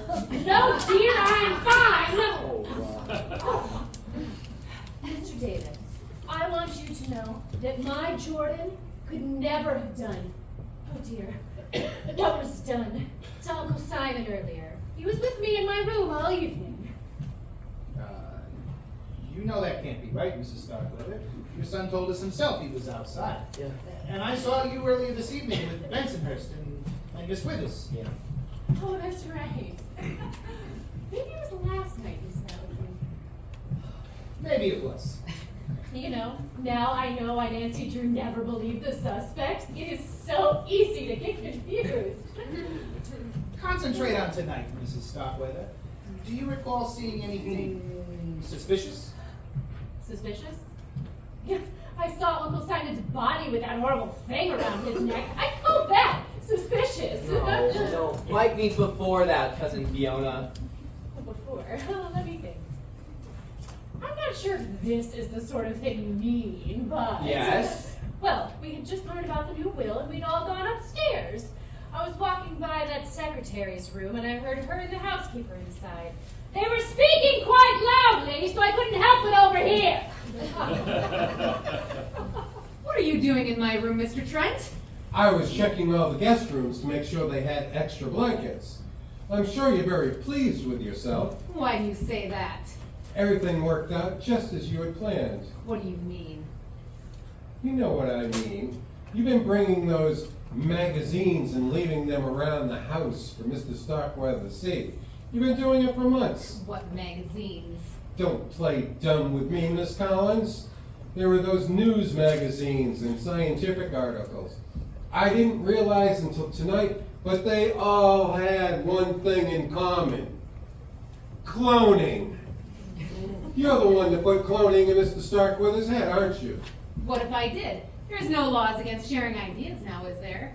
I suppose your lawyer friend would agree with you, since you're in on this together, but I think what you're planning to do is hideous. Quite frankly, I could care less what you think. Get out! Giving orders are you already? I'll leave. But just remember one thing, young lady. You're not the queen bee yet. Not until Mr. Simon Starkweather's signature is on the dotted line. Assuming that ever happens.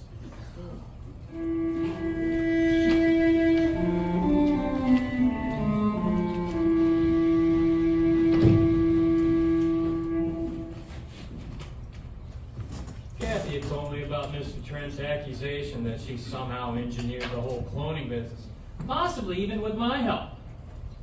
Apparently, Miss Starkweather reported their conversation accurately, which is somewhat of a surprise, don't you think? Well, is it true? Did you and Kathy give Grandfather the idea to clone himself? I don't see how that's relevant to the case at hand, Simon. Besides, even if we did, we didn't break any laws. Don't you agree, Mr. Davis? No laws that I can think of. Then shouldn't we focus on the laws that have been broken? Speaking of the murder, of course. You're right as usual, Mr. Van Zandt. Is there any information you can volunteer that might help us? I can tell you this. Earlier this evening, I'd gone down to the kitchen to ask Minerva for a pot of coffee. It was apparent that Kathy and I would be up late, and I figured the caffeine would help keep us awake.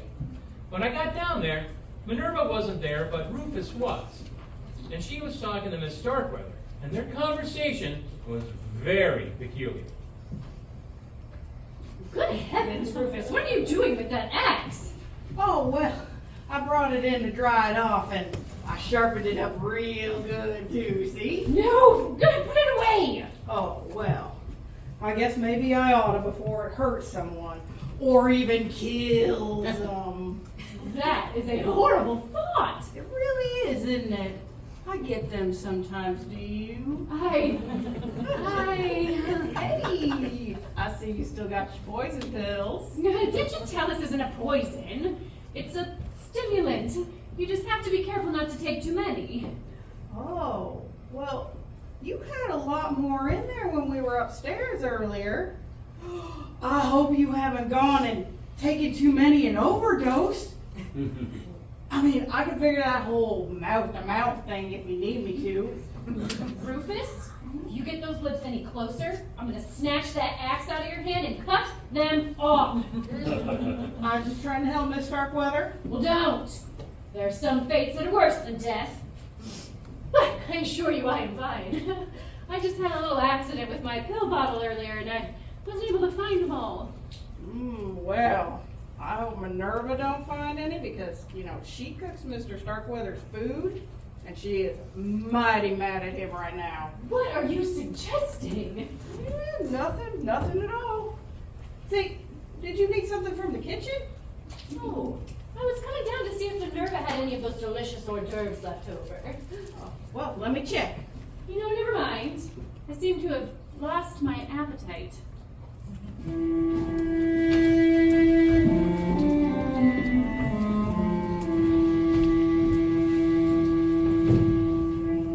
Mr. Starkweather's meals, what do you want to know about them? Well, who did he dine with? And did he eat the same food as everyone else? Well, he was on a very restricted diet. Low salt, low fat. So of course I had to prepare his meals separately. What do you want to know about his food, about the food? You don't think there's something wrong with my cooking, do you? No, Minerva, you're a great cook. That leg of lamb we had tonight was delicious. Oh, well. I have been told that I have great legs. Excuse me. So what's the matter? Never mind. You told me everything I need to know. Changing the subject. Earlier tonight, can you remember who was with you in the kitchen when the lights went out? Before I got there, I mean. Well, let's see. When the lights went out, I was in the pantry taking a survey for breakfast in the morning when I got the candle that Mr. Trent gave me out of my pocket to light it. Minerva! Nancy! Is everyone all right? Well, I'm here and I'm all right. I was in my room when everything went dark. What happened? Bensonhurst forgot to pay the light bill. Keep that up and I'll forget to pay your wages. What in the blazes is going on? The storm knocked the electricity out. My candles did come in handy after all. Gold star for you, Mr. Trent. Bensonhurst, what's wrong with the breaker? I was about to check that. That's what I came to find out, too. The circuit breaker's over here. Oh, I hope they hurry. I don't like the dark. Oh, well, was that fast enough for you? I gotta get back to my chore. What is wrong with that idiot? She's tracked water all over the floor. Why Mr. Starkweather doesn't fire her, I'll never know.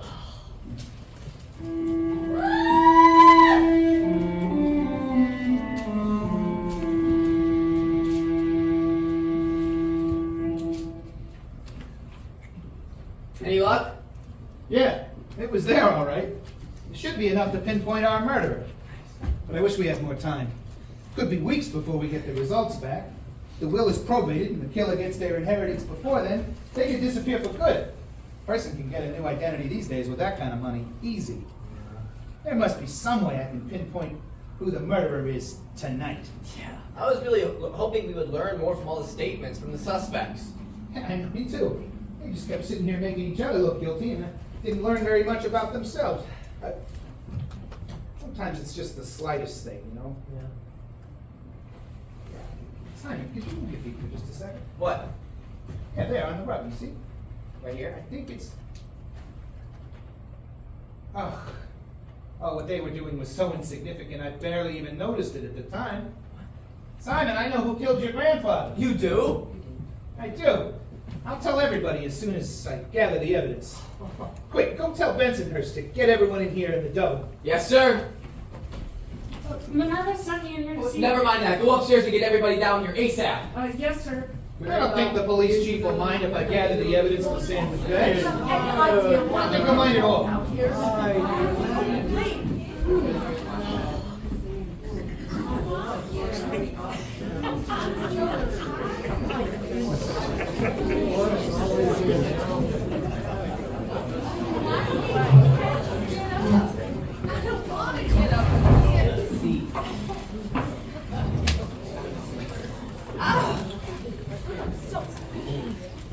It is late, Mr. Davis.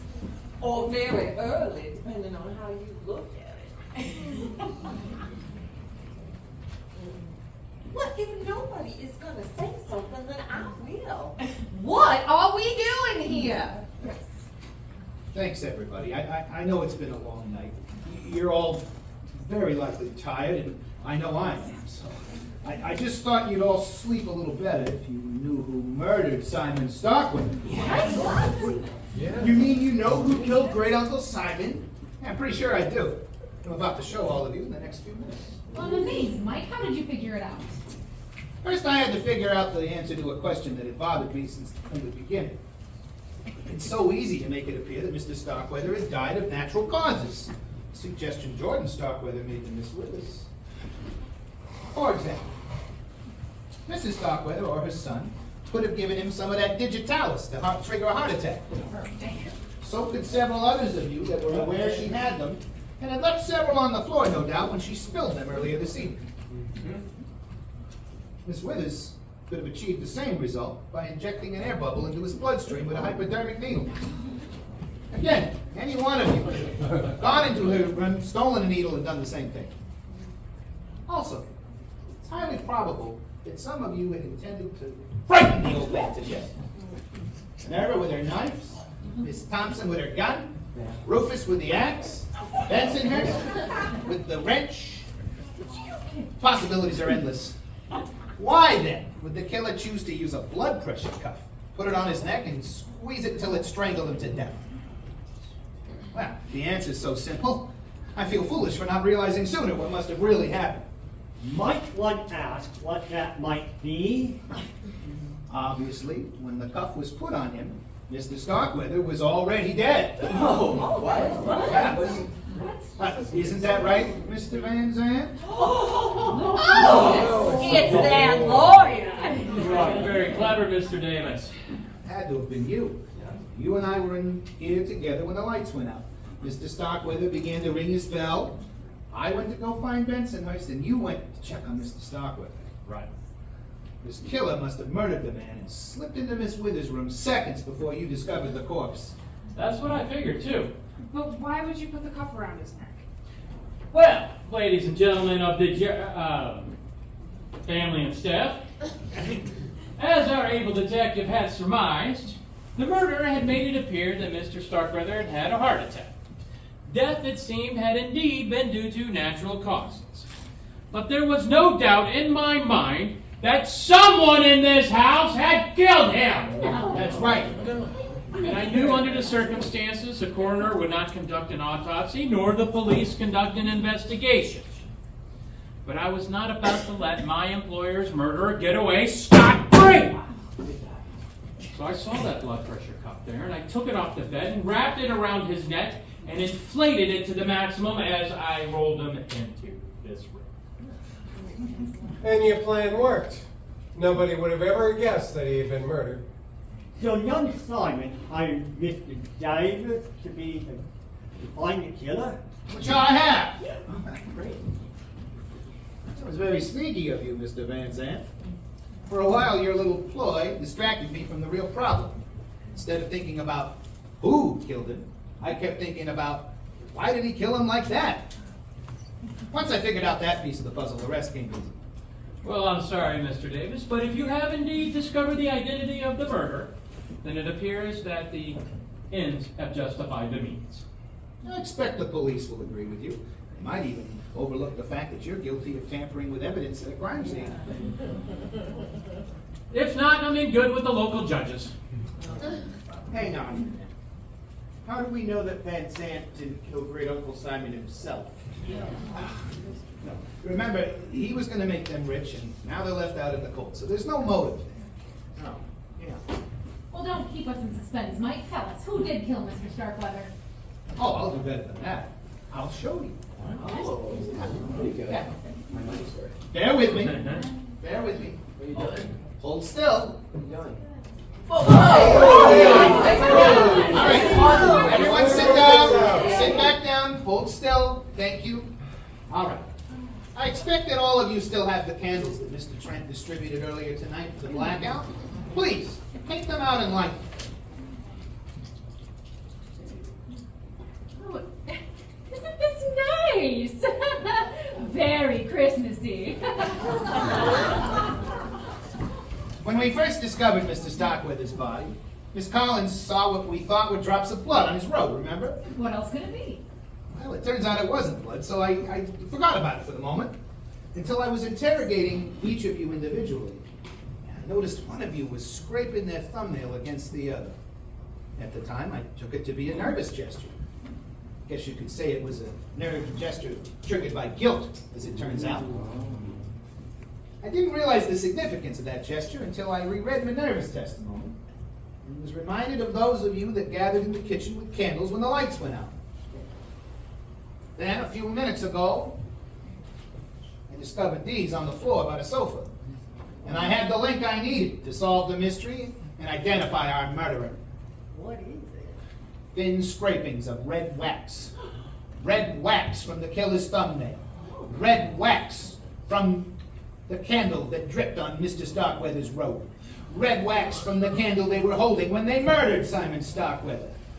Red wax from the one and only red candle among you that you are holding, Minerva. Well, there might have been other red candles. There weren't. I remember when we took them down after Christmas, then we'd have to buy new red ones for next year. Oh, another gold star for you, Mr. Trent. Good job. Is that all we have to go on? Is this candle? No, Minerva. I do have better proof than that. Moments ago, before you returned to this room, I inspected Mr. Starkweather's body again. Then, as I was walking around the room, I looked very carefully at each of your hands.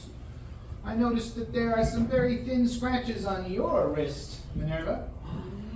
Put there by Mr. Starkweather, no doubt, as he struggled for his life. I'll bet my reputation that these skin samples I just recovered from under his fingernails came from you. That'll be easy enough to prove. I've met quite a few experts on DNA testing over the last 6 months. Ah. Bravo, Mr. Davis. Well, Minerva? Well, I don't suppose you'd consider cloning those scrapings and putting the new me in prison, would you? I didn't think so. Well, Mr. Van Zant, it seems that my fatal flaw was trying to cross a lawyer. Exactly. I might have caused you to lose access to Mr. Starkweather's billions, but you have certainly gotten the last laugh. Why don't you tell us what happened? Well, I might as well. You figured out the main details anyway. I was furious with Mr. Starkweather. I mean, we had worked so hard for him, and for him to just build up our hopes and then pull out the proverbial clean rug right from underneath of us? Why, I thought that Scrooge didn't deserve to live. So I crept into the hallway and I listened by his door. And when I was sure that no one was inside, I crept inside. And I saw Mr. Starkweather sitting in his seat. And when I saw him, why, I just snapped. I told him what a horrible human being he was, and he wasn't going to live to see another day.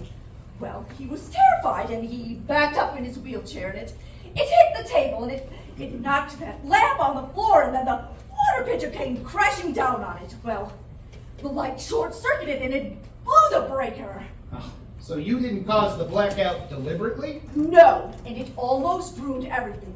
But I had the candle in my pocket, so I got it out and lit it. And then, well, I just grabbed that mask and I held it down on Mr. Starkweather's face. He was struggling to breathe and he was making some feeble attempts at trying to get away. And he was ringing that incessant bell with the other one. And that whole time, I guess that's when he managed to get in a few scratches, which you happened to notice. And then I must have inadvertently dripped some red wax on his robe. I don't know. It all happened so fast. I don't know if he died of a heart attack or suffocation. Oh, but that Starkweather had enough fight in him anyway to mark me for his murder. And then what happened? Well, I was going to make my getaway in Miss Withers' room. So I got in there and she was just reaching for her candle. And, well, I couldn't let her see me, so I grabbed the candlestick and I hit her over the head with it. You venomous second-rate cook! Watch it, Withers. So, I guess, Mr. Van Zant, that was when you were taking my perfectly good death by natural causes and turning it into murder. Well, that was absolutely it after that. You must have been just as surprised as the rest of us when you saw the blood pressure cuff on Mr. Starkweather's neck then. Oh, I was. But there was nothing that I could do. I would have liked to have killed you right then and there, but I didn't dare. Well. All right, as if don't anybody do. Look, easy. You don't want to do anything you might regret. No. Well, it's a little late for that, Mr. Davis. I think you're coming with me. But where would we go? The bridge is out. Well, I know where there's a tree across the creek. Simon, throw your keys on the table. I'll give you my keys. Simon! You'll never get away with this, Minerva. Oh, I think I might. The phones are still out and your cars are all on this side of the stream. It'll take you hours to walk to town to notify the police. And by that time, I'll be long gone. Oh, and what about me? Well, what about you? You cost me my retirement. What do you think I'm going to do with you? Not a thing if I can help it. Oh! Hold it right there. Louis, are you okay? I'm trying.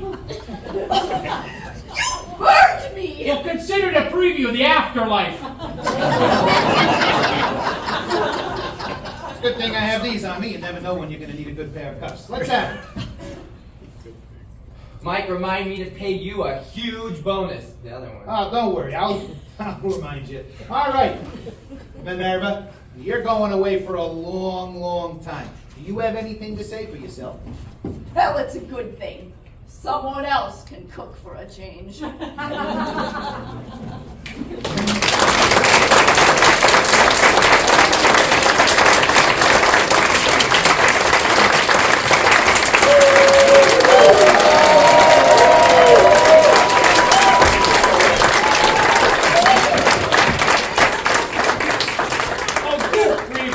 Now. This fax just came for you. They said it's urgent. Oh, an urgent fax? Hold on, let me read it here. Oh wait, it's from Mr. St. John. He came out of his drug-induced coma, and when he awoke, he came up with a fantastic new ending. It's crystal clear right now. There's a bunch of changes in the second act. We'll just go back and we'll rehearse those. Oh wait, there's some in the first act as well. Just hold on, everybody keep your seats. We'll go and we'll do it all again.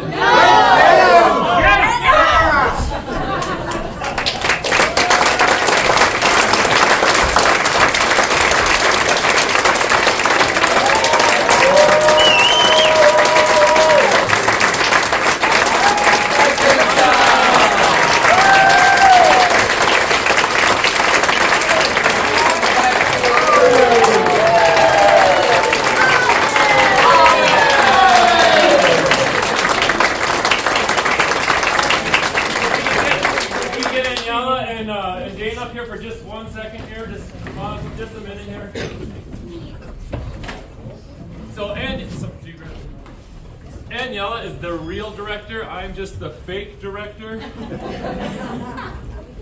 And Dana is the producer. And nothing happens without Dana. Although she says she phoned this one in, I think she did a pretty good job. Here you go. I need this.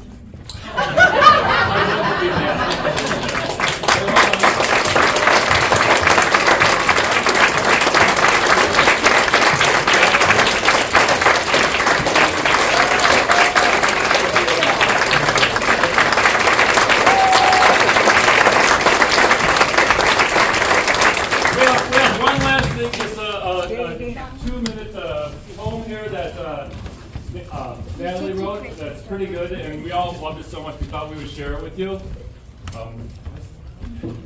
Not part of the play. All right. So there's a better ending, I think, to this play, and here we go. There once was a young grad named Simon. You could say, in a rough, he was a diamond. He's a wealthy young heir, now living without a care. But you know, I think there's something he's hiding. It happened at a mansion called Starkweather. Recently, old Grampy was off there. Too many to suspect, the detective could not construct the truth of what really occurred there. Too obvious, the nurse and Fiona went in with her purse. George was a wimp, and Rufus was a simp. No, it must be someone much worse. Paula or the cook? Murderers? Maybe. But not the housekeeper, too dreary. The butler's too weak. Nancy's too sweet. Or was she? Nancy was on to Van Zandt and Kathy, and was determined to find a way to be happy. She had met young Simon by chance, and it turned into a romance. And they knew they had to do something about Kathy. So Nancy goaded the cook, and Minerva, she took the hook. And old Simon was venomously put down with a hammer, and Minerva was sent to the slammer. And together, young Simon and Nancy merrily closed the book.